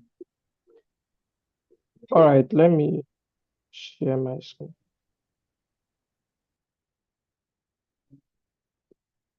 Can everyone see my screen? Yes, we can. All right, thank you very much. So the topics we are supposed to handle for this week's presentation is renewable energy and climate change.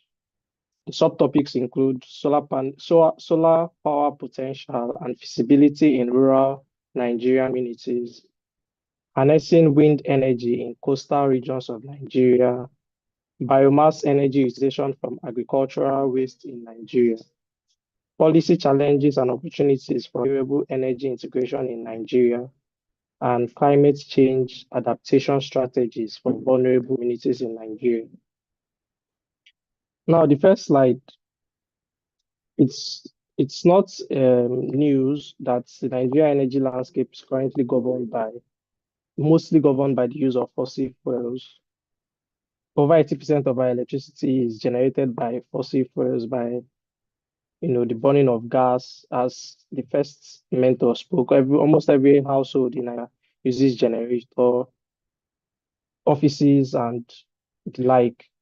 And the use of this, or the high level usage of this fossil fuel has led to environmental and climate changes and pollution, both in their supply phases, in their manufacturing phases, and even whilst using them. I mean, oil spillages in the high seas, in in oil mining areas like Bayelsa and the rest. See a lot of oil spills which go into the farmlands and affect agriculture and livestock. So, and also climate change due to burning of gas flaring, burning of all these gases, the emission of CO2 and methane that affects the ozone layer and causes global warming. Now, the second slide, current energy challenges in rural Nigeria. Rural electrification deals with the production or establishment of energy sources in the rural regions. These regions practically experience low supply of electricity alongside other resources they generate. Some of these challenges of energy supply in rural Nigeria include limited access to national grid, dependence on diesel generators or kerosene, and then the socio-economic impact. There are still very many communities in Nigeria that do not even have an electric pole, not to talk of a transformer. They are completely plugged out of the national grid and then don't have access to a basic commodity like electricity. For some of them that have the means, they opt for diesel generators and kerosene and other forms of power. And the socioeconomic impact is that for communities like that, a whole lot of businesses cannot run due to lack of electricity. This affects their inputs or their outputs rather economically. Now, the possibilities of solar energy in rural Nigeria. This is more like a solution to the use of fossil fuels, which is what we've been learning about in this class, which is renewable energy, such as solar energy, wind energy, hydro, and the like. So the potentials for solar energy includes its affordability and sustainability, the environmental benefits. I mean, there will be no pollution. It's not even noisy. And then economic growth and job creation from the access to electricity in these rural areas would be massive when they have access to electricity. But the barriers to the adoption of solar power in rural Nigeria include lack of information and consumer awareness, financial constraints. The solar panels and the batteries are not cheap. Split incentives, policy and regulatory barriers, and the like. There was a rumor that came, was it last year, that the Nigerian government was going to start limiting the importation of solar panels because I think they wanted to promote locally made ones. I don't know how true that was, but it's brought a lot of, you know, worries among people that already use technology as to its pricing, its affordability, if that policy is made. Now, going into wind energy, which is another form of renewable energy. Talk about why do we opt for wind energy? It's clean, it's renewable, and reduces greenhouse gases. Onshore, it is cost effective and it's easier to maintain. Offshore, there's stronger and steadier winds. Now, during my research and during the research of the group on this part topic, we were made to understand that there are three coastal zones in Nigeria: the western, comprising of the Lagos, Ogun, and Ondo; the central, Delta, Bayelsa rivers; and the eastern, Akwa Ibom and Cross River. We're also made to understand that even in the north, there's still very coastal winds are even stronger in the north. As a matter of fact, it is in Castina that's the only or the first wind energy farm. The 10 megawatts wind farm is located. However, there were a lot of challenges that made that project not. It was started by former President Umar Yar'Adua when he was governor of that state, but there was a whole lot of issues that made that project not to see the light of the day. As a matter of fact, the CEO of the French company that was, contracted to do the work was kidnapped while they were doing the work, and then there was a whole lot of things they had to fold. But just saying, the north has potential to harness wind energy due to the strong winds there. For policies to encourage the use of wind energy, there's Renewable Energy Master Plan, there's the National Energy Policy, and there's the Nigeria Wind Energy Council. The challenges is that the moderate wind speeds at low elevation, weak grid, and limited storage infrastructure, high upfront costs, financing barriers, and then social and ecological concerns. I think one of the challenges that was not included here is insecurity and vandalism. I mean, we live in Nigeria. Our street lights are usually vandalized, and our electrical fittings. How much more a wind turbine that will be in a very remote area? So that is also one of the challenges, vandalism. Now, the opportunities is that it cuts dependence on fossil fuel, which aligns with the Paris Agreement commitments. Tutors have shed more light on this Paris Agreement. Then it expands energy access, it creates jobs, and it supports industrial growth. And then the hybrid systems, wind, solar storage, can improve reliability in coastal zones.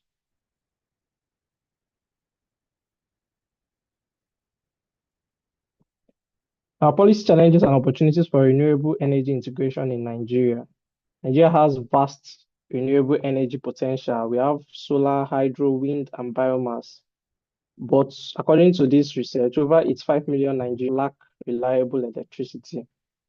Renewable energy offer a path to energy access, sustainability, and climate targets. The key policy challenges in the adoption of renewable energies: one is regulatory and institutional barriers. There's overlapping mandates, there's inconsistent regulations, a whole lot of laws that are enacted without any effect whatsoever, a lot of monitoring agencies without any actual oversight functions. And then this policy instability, it deters investors.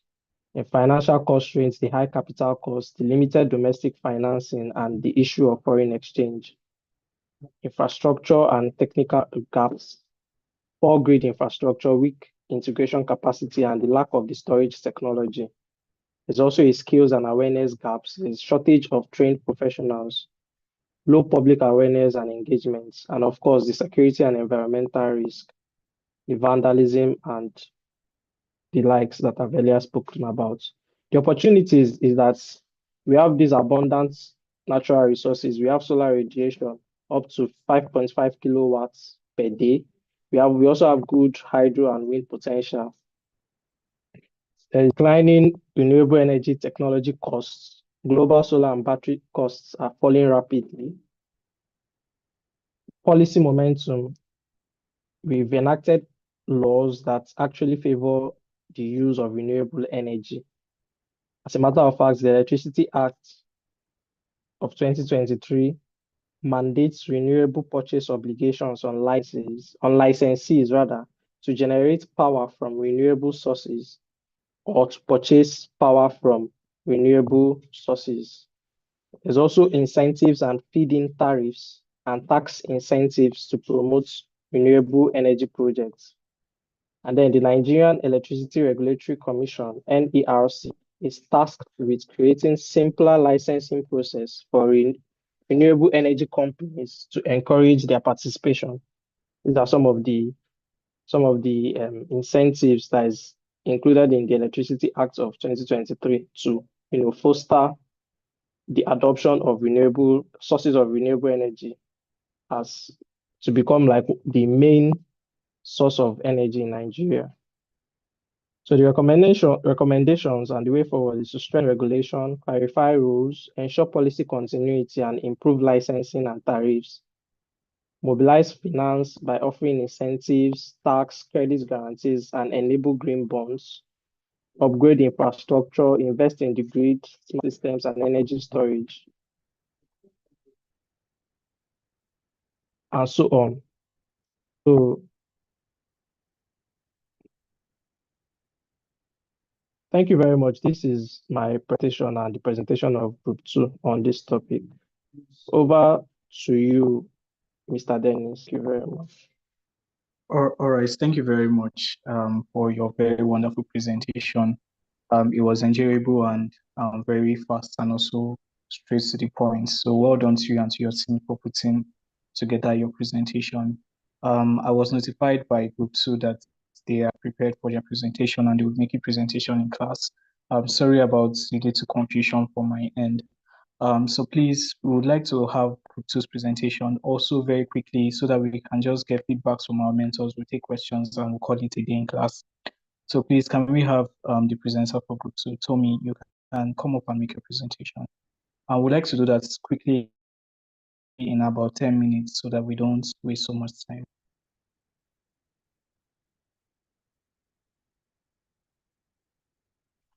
Hello, can you hear me? Yes, I can hear you. Okay. Sorry, I'm trying to share my screen for the.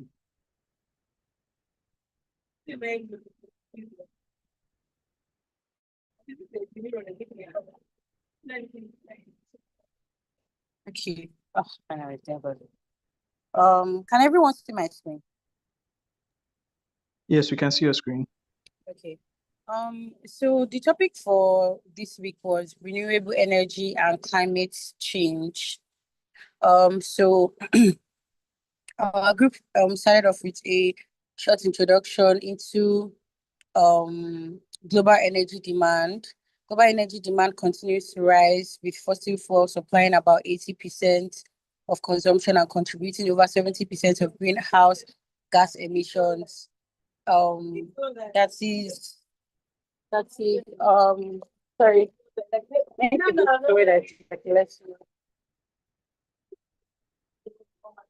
Yeah, it is better. Sorry, I just wanted to move that, please. Yeah, so global energy demand contributes the continues to rise, with fossil fuel supplying about 80% of consumption and contribution over 70% of greenhouse gas emission.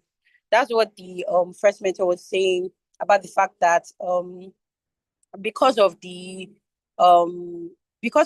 dependency on humans on the things that produce fossil fuel, including our cooking power and electricity supply, cooking consumption, and I think transportation as well.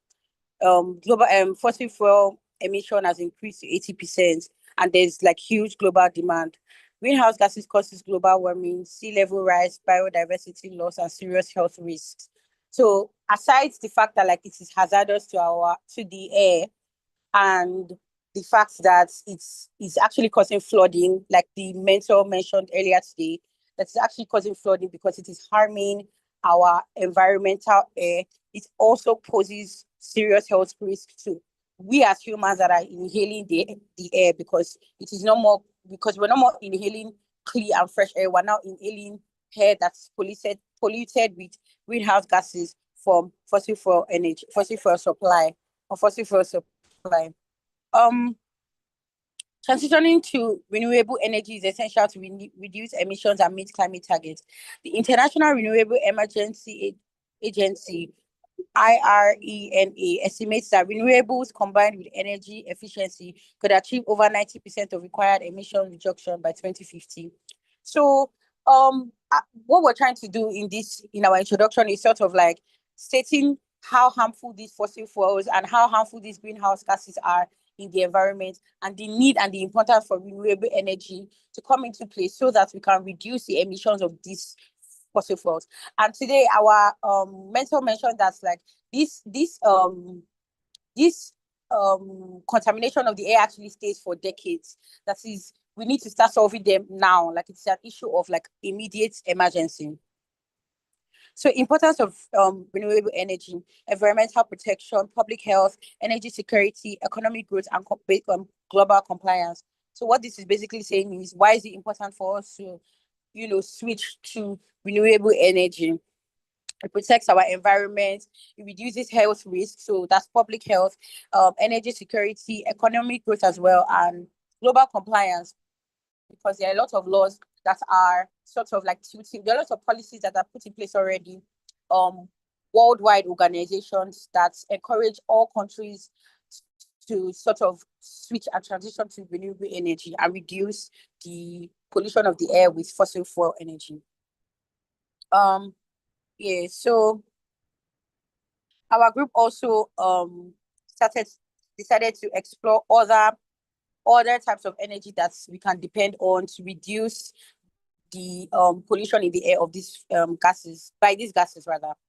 Solar energy improvement techniques, material enhancement, light management, thermal management, conversion and storage systems and innovations. Benefits of improved solar efficiency, more power units per area, reduce land use, support farming plus solar agrivoltaics, long-term costs, more cheaper energy, smaller BOS and installation footprint, fewer panels, leg racking, better grid integration, higher output, and less curtailment.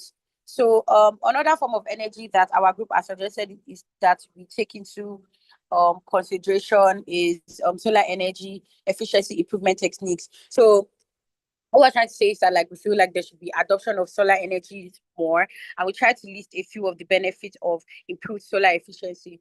Although Nigeria has sort of started adopting solar energy, we feel like there could still be more investments in that to have like improved solar efficiency.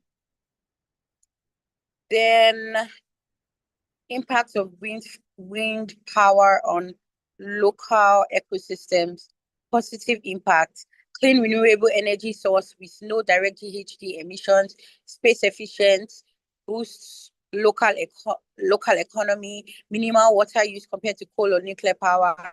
Offshore wind farms can create protected marine zones. So this is another like source of energy that we can explore in Nigeria, and this is wind power. So the impact of wind power is clean renewable energy source with no GHG. GHG is greenhouse gas emissions. So if you remember, when I started the presentation, we sort of gave a brief breakdown about how these nuclear energy and greenhouse gas emissions are polluting the air. So we're saying that like if we can adopt wind power on like local ecosystems, it should be a way, or it should be a means of moving to renewable energy. It is space efficient, it boosts local economy, and it requires minimal water use compared to coal or nuclear power. So, and also offshore wind farms can create protected marine zones. However, the negative impacts of wind power on local system is the noise pollution from rotating blades, because I know if you see wind power, I know every one of us must have seen like wind power before. So wind power is like all these really huge and big blades that are just like going fast with the wind. So the wind is sort of powering that energy. So one of the negative impacts is just that the rotation of the rolling blades might sort of cause noise pollution. Two, visual impact on landscape and tourism areas, because these things will be built or created in areas like this where there's a lot of wind coming through. So that could affect the landscape and tourism areas. Then waste disposal challenge from turbine blades and towers, because of the things that I used to build the things that I used to build the wind blades. Disposal of it, I don't think that can also cause another environmental hazard. So there's no safe way to sort of dispose the wind blades. And then localized weather changes, heat mixing, rainfall patterns. So these weather changes can also affect the efficiency of the power blades. Then the next thing that we went ahead to do was mitigation of ecological impacts. To speak on was mitigation of ecological impacts. Mitigation of ecological impact strategies are measures aimed at reducing the negative environmental effects of renewable energy systems on ecosystem, wildlife, and natural habitats. Solutions: number one, seating strategies. Number two, turbine design improvements. And number three, monitoring and adaptive management. So for this bit, we're trying to talk about ways where we can mitigate ecological impacts with the use of renewable energy. So it says that mitigation of ecological impact strategies are measures aimed at reducing the negative effects of renewable energy and systems. So it says that we can have, number one, seating strategies. Number two, turbine design improvements for the wind power. Number three, monitoring and adaptive management. That is, even as we are adapting these renewable energy alternatives, we need to also monitor and adapt to whatever development that may come in place with using these things to provide energy for human consumption. Techno-economic analysis of biomass energy systems.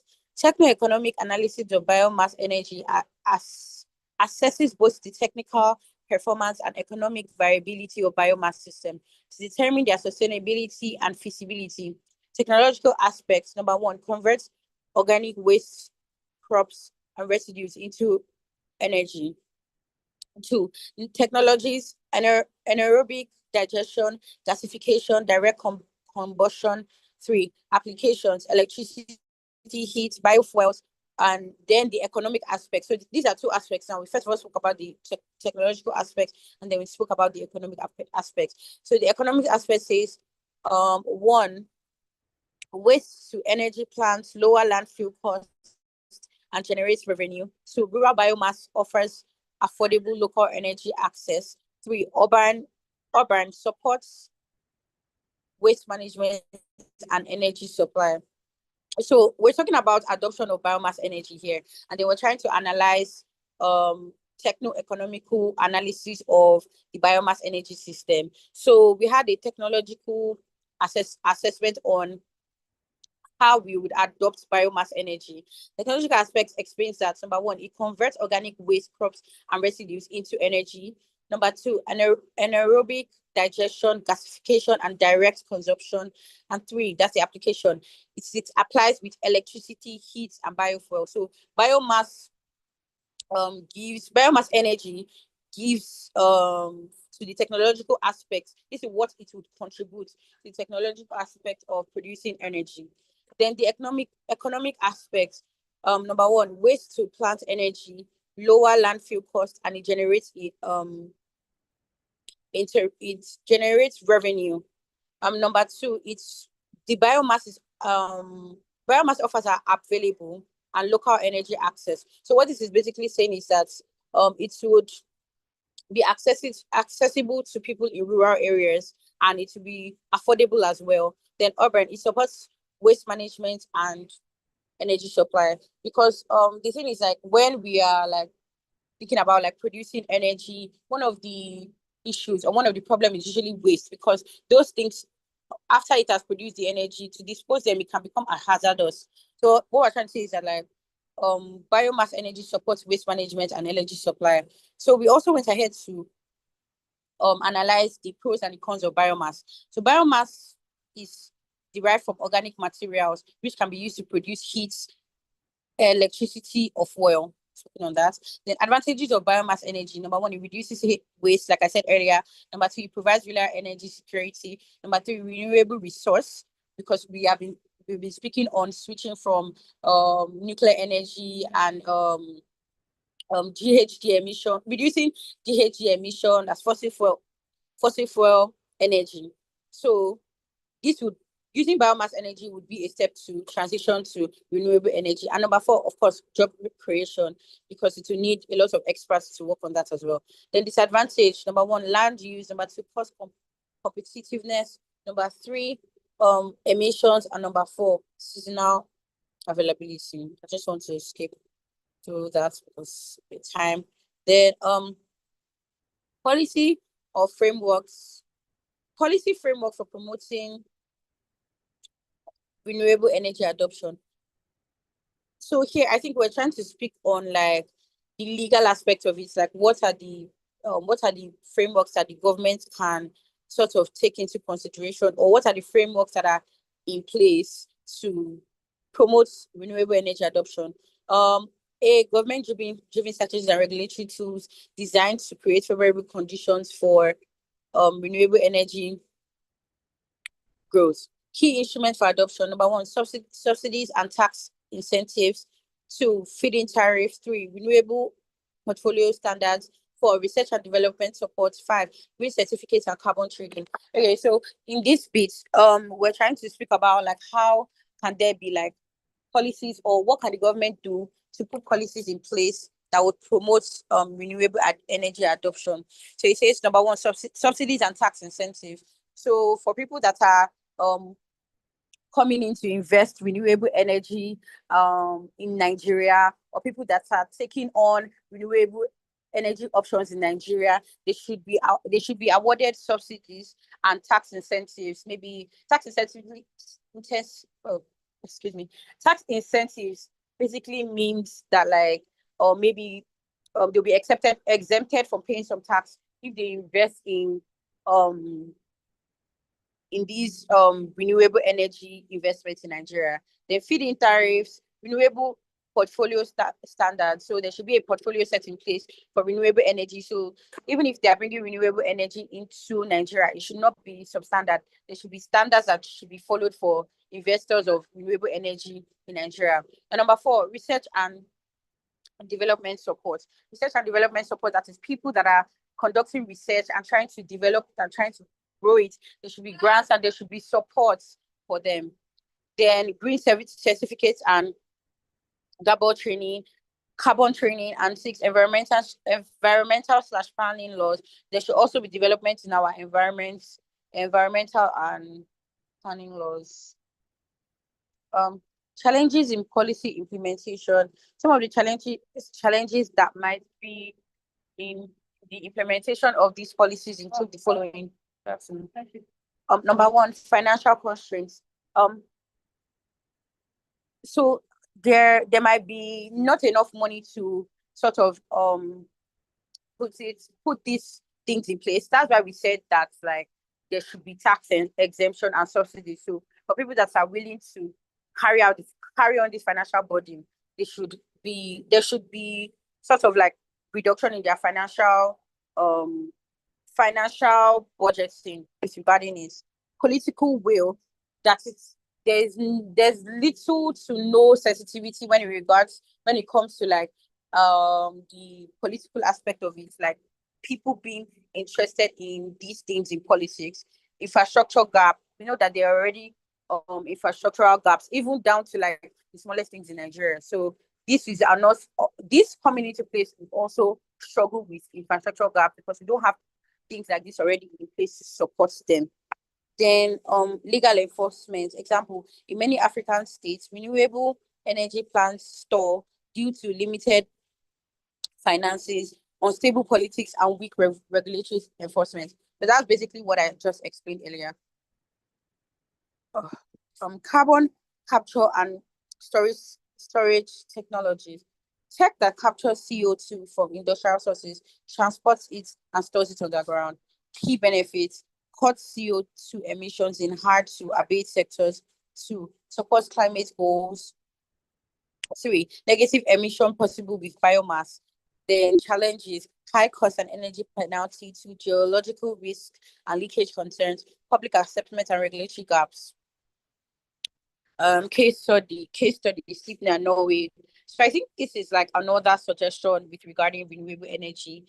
They're talking about carbon capture and storage technologies. We spoke a little bit about the benefits, that it cuts CO2 emissions in hard to abate sectors, it supports climate goals, and it reduces negative emission possible with biomass. But challenges are that they are high in cost. There might be geological risk, that means it might be hazardous to the to land, and there might also be leakage with regarding it. Conclusion: renewable energy is central to addressing climate change. Biomass is technical and economically viable for waste to energy and rural development. Carbon capture helps reduce industrial emissions. Innovation, strong policies, and collaboration are key to build this sustainable energy future. So in conclusion, with regarding the hazardous emission of fossil fuel energy and nuclear energy, we're saying we're saying that there's a need for climate change, and renewable energy is very important in tackling and addressing this climate change. Also, biomass is technical. That's one of the renewable energy options that we recommended earlier. It's technically and economically feasible for waste to energy and rural development. Carbon capture also helps reduce industrial emissions. So these we're trying to sort of like round it up, saying that like if we can adopt things like biomass and carbon capture, it can help reduce these emissions and sort of make us on our way to renewable energy and protect our climate from the hazardous waste. Then all in all, the things that need to be in place is that we need more policies, we need more innovations in place, and collaboration with both the government and investors to sort of build sustainable energy and renewable energy to protect our climate from hazardous waste. Thank you very much. That's our submission from Sun. All right, thank you very much, Tommy, for helping us run through your presentation. Sorry about the time. I know you were trying to rush up with just making sure you feel like you were able to finish in good time. So well done to you. And once again, team, well done, everyone. So what we'll be doing right now is that we'll be going back to the mentors quickly for just quick feedback. We'll take maybe 1 or 2 questions, and we'll be calling it a day in class. So just firstly, to go over back to the top, Right, so we'll be starting with Ms. Blessing. Based off of the presentation that you heard, and maybe any extra thing you would like to just add in today's session, do you have any thoughts you would like to share with us, ma?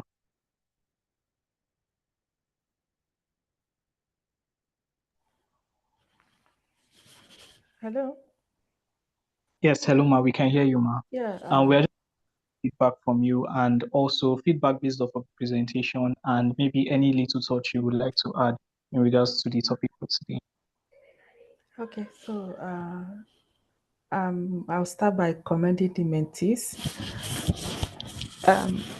I'm impressed, like, at their knowledge and the efforts they've put in coming up with the presentations and their knowledge of renewable energy and climate change. I must commend them. And this is also a good sign that, like, we are on the right path, like the whole world is on the right path, and seeing the younger generation, they are also very much aware of the trend now concerning renewable energy and climate change. So I must commend them, and kudos to all of them for all the effort they put into. So there were, I think, was it Ayobami? I think so. I'm trying to remember if he's the one that mentioned something about the world having to whether we can do with just renewables, like I don't know if he mentioned. I think he's the one that mentioned that. So when he mentioned that, I just wanted to also maybe make a comment concerning that. What we are talking of, renewables and renewables, for me, just like he mentioned, it may not be possible for the world to completely do away with gas. It's not possible, because even judging from the intermittent nature of renewables, and like hydroelectric, for example, there are some time of the year, even in Nigeria, we can even see there's some time of the year when during the dry season, when the water in the dams reduces, and you see that the hydroelectric power, its performance will also reduce. So in times like that, all we have to do is to fall back on gas. And same goes with solar energy too. There are in the night, you can't use solar in the night, and except you have the battery storage and all that. So, but what I'm trying to say is that we can't completely abandon gas. Even gas has been recognized as a transition fuel. It's called at least, like I also said, that gas is a bit better than coal compared to coal. So some countries are still using gas. So gas will still be there. And the net zero target, I also want to point out that the net zero target that the UN, the world is talking about, reaching net zero target. Net zero target does not mean zero emission, zero carbon emission. That's not what it means. It means being able to remove, a country being able to remove as much as or more than the greenhouse gas emission emitted, like being able to remove it from the atmosphere. So let's assume you emit like 80,000, it's just a figure, 80,000 greenhouse gas emission. So you are expected to remove that 80,000 or remove 81,000 or 82,000. So what it means is, it's not as if you are going to stop gas completely. It's not possible. We can't completely stop gas, because it will still be there to support renewable, but maybe in a lower scale. That's what the world is trying to do, to reduce it to reduce it as much as possible, and have a higher percentage of renewables. So it's just to add to what Ayobami said. All right, thank you very much, Ma. Thank you for your shared thoughts on that. We really do appreciate everything that you have said. today's class. So going over to Mr. Ayobami, we would like to just get your thoughts and any feedback you want to share with us. Mr. Ayobami, are you still with us?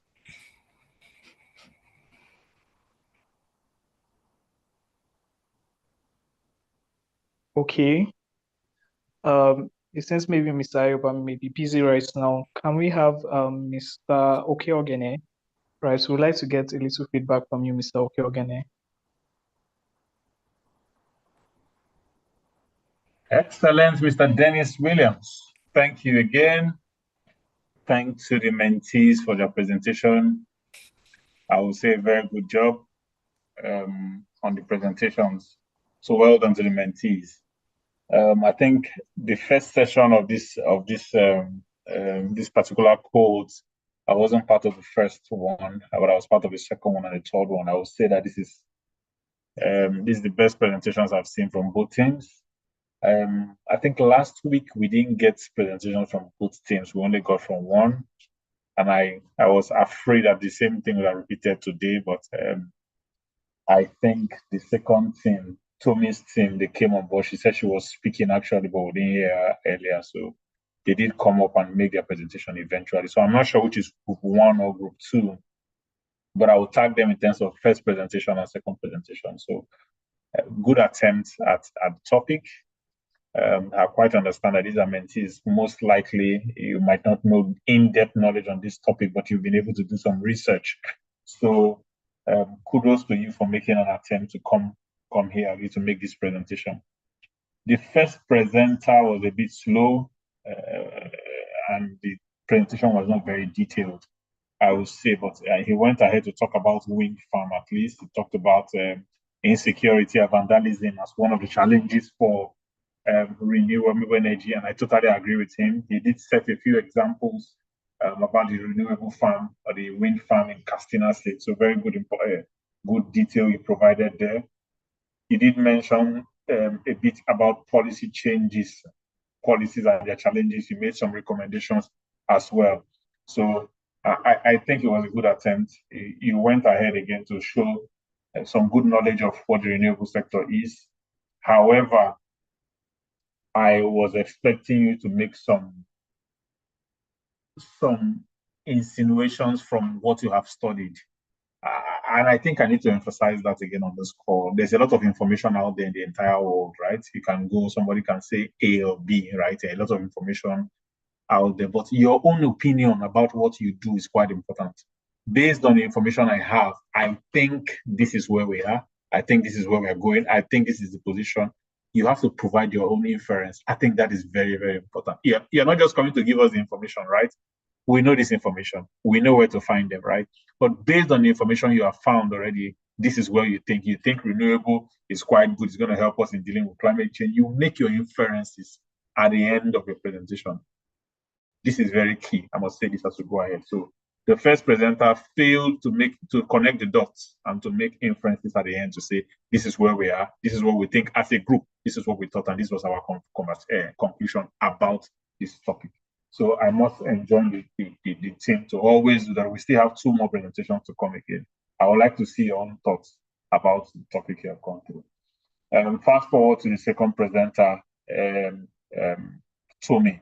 Very, very good presenter, very confident, spoke very well, very good understanding of what the topic is. In-depth research was done by her team, so well done to the entire team. You spoke very well about the benefits of renewable, which I can relate with. You talk about the global compliance as well. We're not just talking about renewable on the Nigerian scene again, but you were able to tie it to the global scene, which I reckon with you, very great work. That's connecting the dots is quite important. Solar energy adoption, how important it is, especially in the Nigerian sector. You did touch on that already. Your presentation also, while I did not like the format, right, but very, very good context, very good information you guys had in your own, and you were able to section them very well. A larger spectrum of renewable, you talked about biomass, wind, solar, so you went beyond what the first topic did to go around a wider spectrum of the renewable energy. Very, very thoughtful of you. You talked about legal implications about renewable. very, very impactful. That's why we are here actually. So you touched on all that. You made some suggestions where needed. You talked about renewable as an option to deal with climate change. We talked about, you concluded with saying we needed more policies, we needed more investment, we needed more collaboration. You put context. You didn't just say, oh, the entire information. You said, based on this information, this is what we need, right? You are making your own suggestion. And that showed you had an independent mind as a team, right? Based on information you had, you were able to draw conclusions on this. Maybe this, I suspect this is the team that listened to my feedback in last week. So they were able to come around with their own. But I see the sharp contrast between the two teams, right? The second team gave a lot of detailed information, right? I suspect they are the ones that got the feedback from the last time. So if they were thumbs up to you, you didn't just get the information the last time, you put it to work and it become better. And this is why we as mentors, we are here. Our duty is to point you in the right direction so you don't fall back to the society and become the way you were before. The JIIPCC mentorship program is about making you better. It's about hearing from mentors that have gone 20 years, 30 years ahead of you. We bring information that is important to you, and then you are able to fine-tune them to have a voice in the industry. We are cutting away 20, 30 years of industry years of experience for you to come and gain and ride on our experience. And I think this second presenter, they have demonstrated that the value of the feedback from the mentorship program is being valuable to them. So I want to commend them, but not so bad for the first team. First team, you have done very well. I believe you can learn from what has happened here today and come stronger in the next presentation we have. That will be my feedback to both teams. Thank you. All right, thank you so much, Mr. Okeogene, for your feedback. Really do appreciate you sharing your thoughts, and we hope that the mentees are taking due notice of everything you have said. Okay, Mr. Oboho, if you're still with us, we want to also get a little feedback from you. We'll take one or two questions, and then we'll call it a day. Hi, hello. Yeah, I'm sort of in an open space, so it might be a bit noisy. Yeah, thank you very much. The presentation is so good. Yeah, but generally, if I'm to say, I think the second presenters, I don't know what group that was, whether group 1 or group 2. Yeah, the second presenter, you were quite more detailed. Your presentation was quite more encompassing. And but yeah, overall, it was a great outing by everyone. Yeah, thank you very much. And that's all from me. All right, thank you so much, Mr. Yang. So yes, I think we are done with feedbacks, right? So we would want to take one or two questions from the mentees. If you have any question you would like to ask in the class for our mentors, and we want to quickly take it. I think we're far overspent on our time, right? But we can have room for a question or two. So please, if you do have a question, indicate by raise of hand, or you can send your question into the chat box. I'll read it out so that we can have our mentors address them. Yeah, so please, does anyone have a question you would like to ask in class today?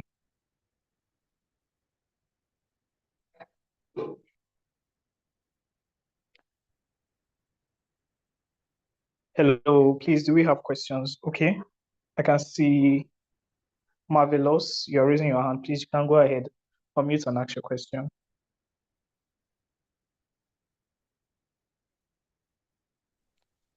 Okay, Hello. Good afternoon, everyone. Can you hear me? Yes, we can hear you. All right, thank you very much. I want to say a big thank you to all our mentors. Today's session is very, very good, very, very good. I mean, my God, it's a blessing to have 3 of our mentors present in today's session. So thank you very much to everyone. Also to the presenters, well done to all of you. I was able to learn a lot of things from today's session. But my question is particularly coming from the first mentor, Miss, I don't know if it's Miss or Mrs. Blessing.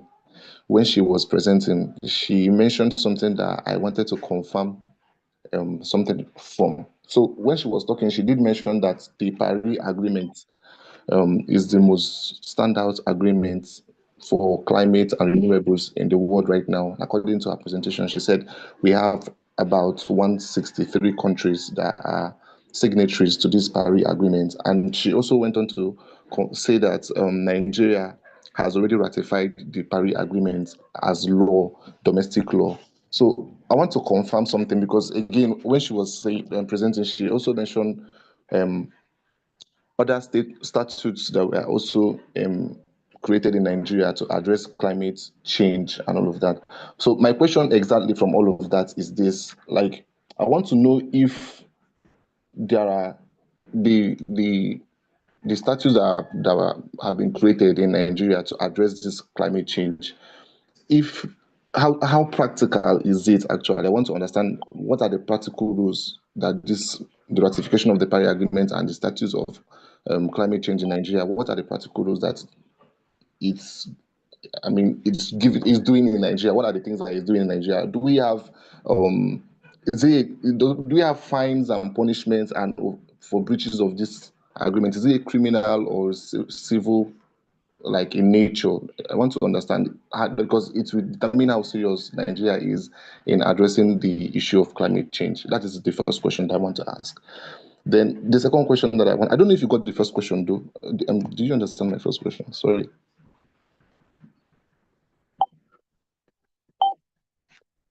Hello? Hello, yeah, I understand it.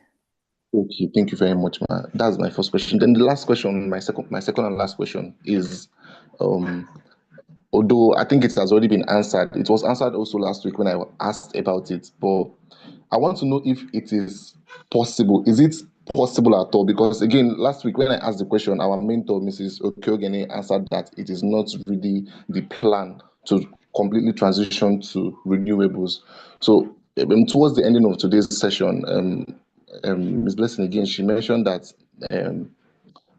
it is not possible. Like I think she was alluding to the fact that transition relying solely on renewables is impossible. So I want to know if it is truly like impossible for us to rely on green energy. Like, is it very, very impossible? Is it not possible at all in the world to rely on green energy? Yeah, that's my second question. Thank you.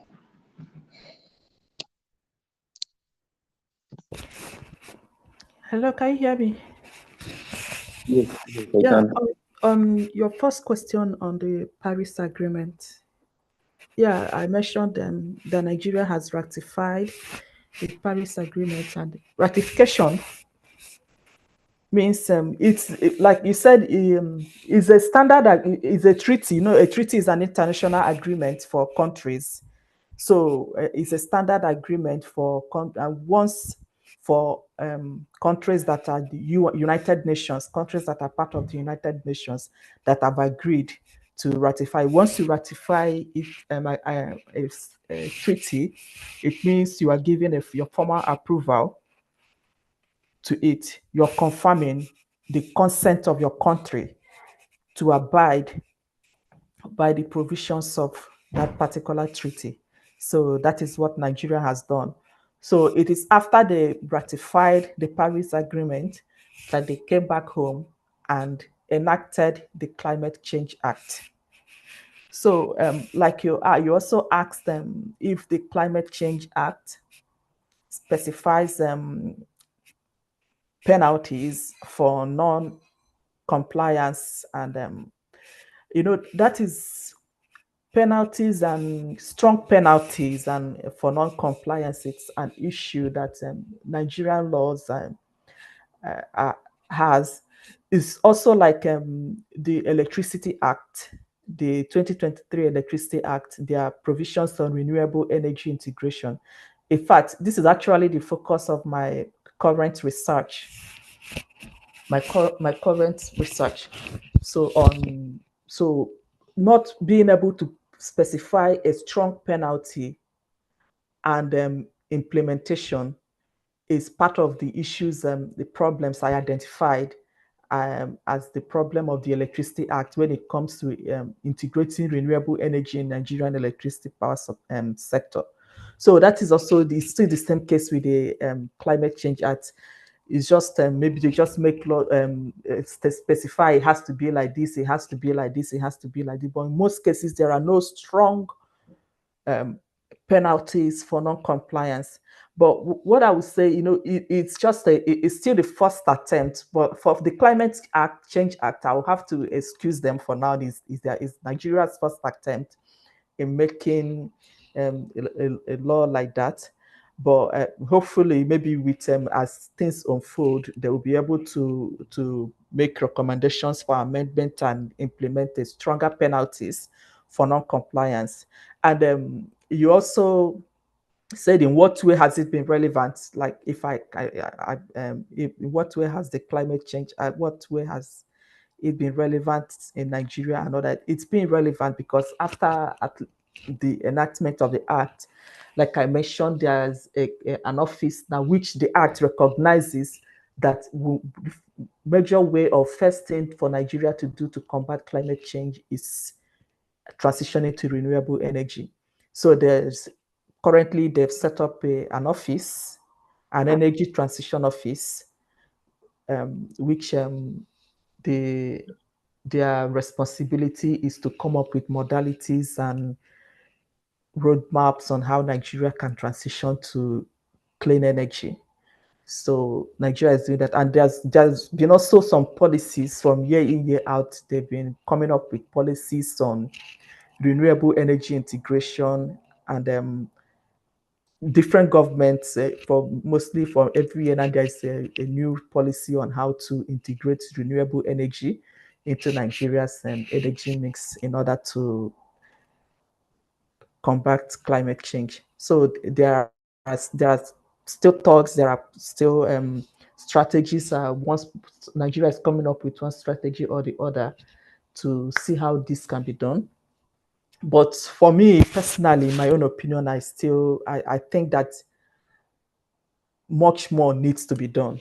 Yeah, much more. Nigeria needs to put in more effort to meet up with their 2050, 2070 target of achieving net zero. Still on the issue of if we can rely completely on renewable energy. As it stands now,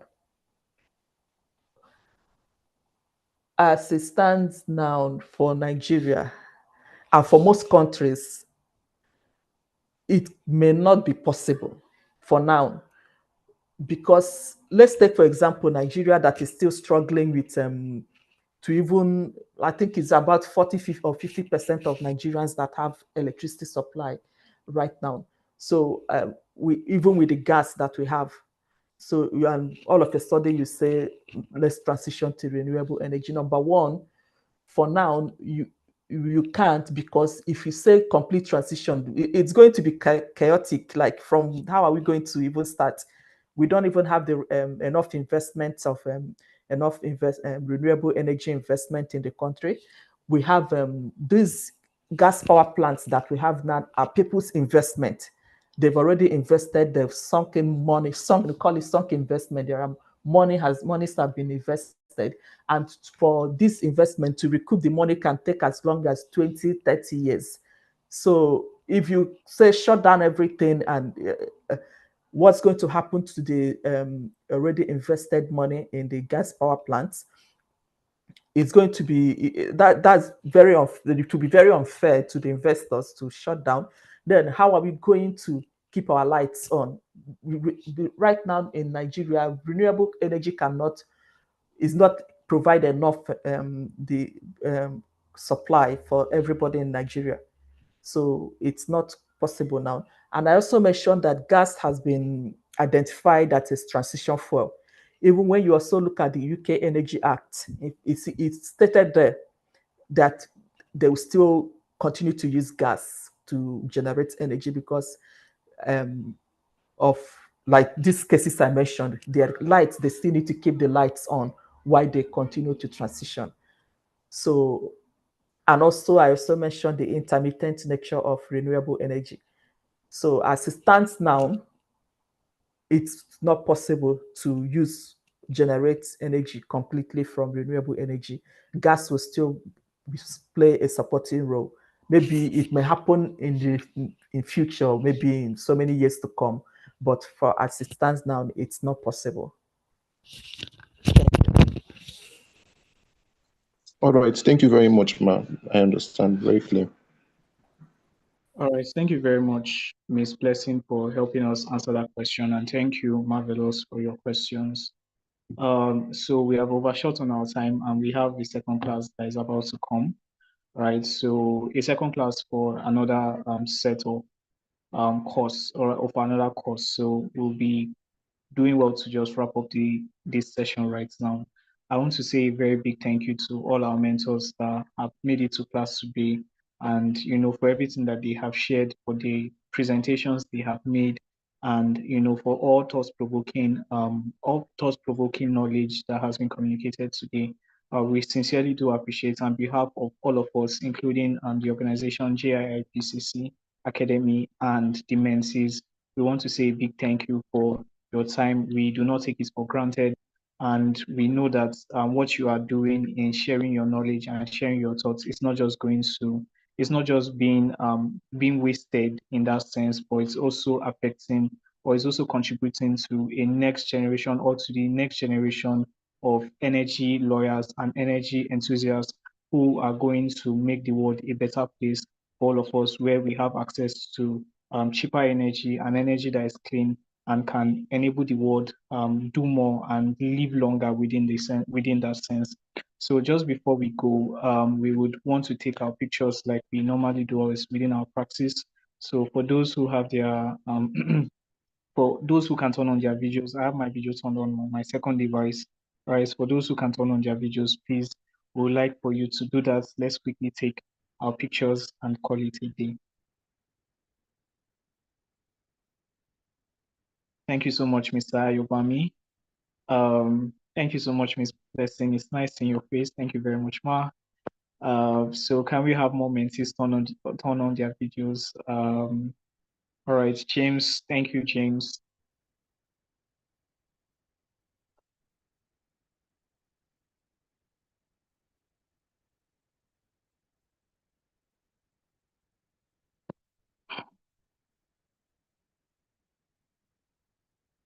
Okay, Mr. Obo, it's also nice seeing you. All right. With that, I think it's safe to say we have come to the end of today's session. For the mentees, please kindly do well to fill in your attendance and make sure to share what you have learned on your different social media platforms. Tag the mentors who have taken out their time and their efforts to educate us in today's class, right? So that, our broader societies or our broader networks can get to see and know that, okay, we're actually learning something, right? And we are learning it under the JIIPCC Mentorship and Internship program. All right, so to everyone, please do enjoy the rest of your day, and God bless.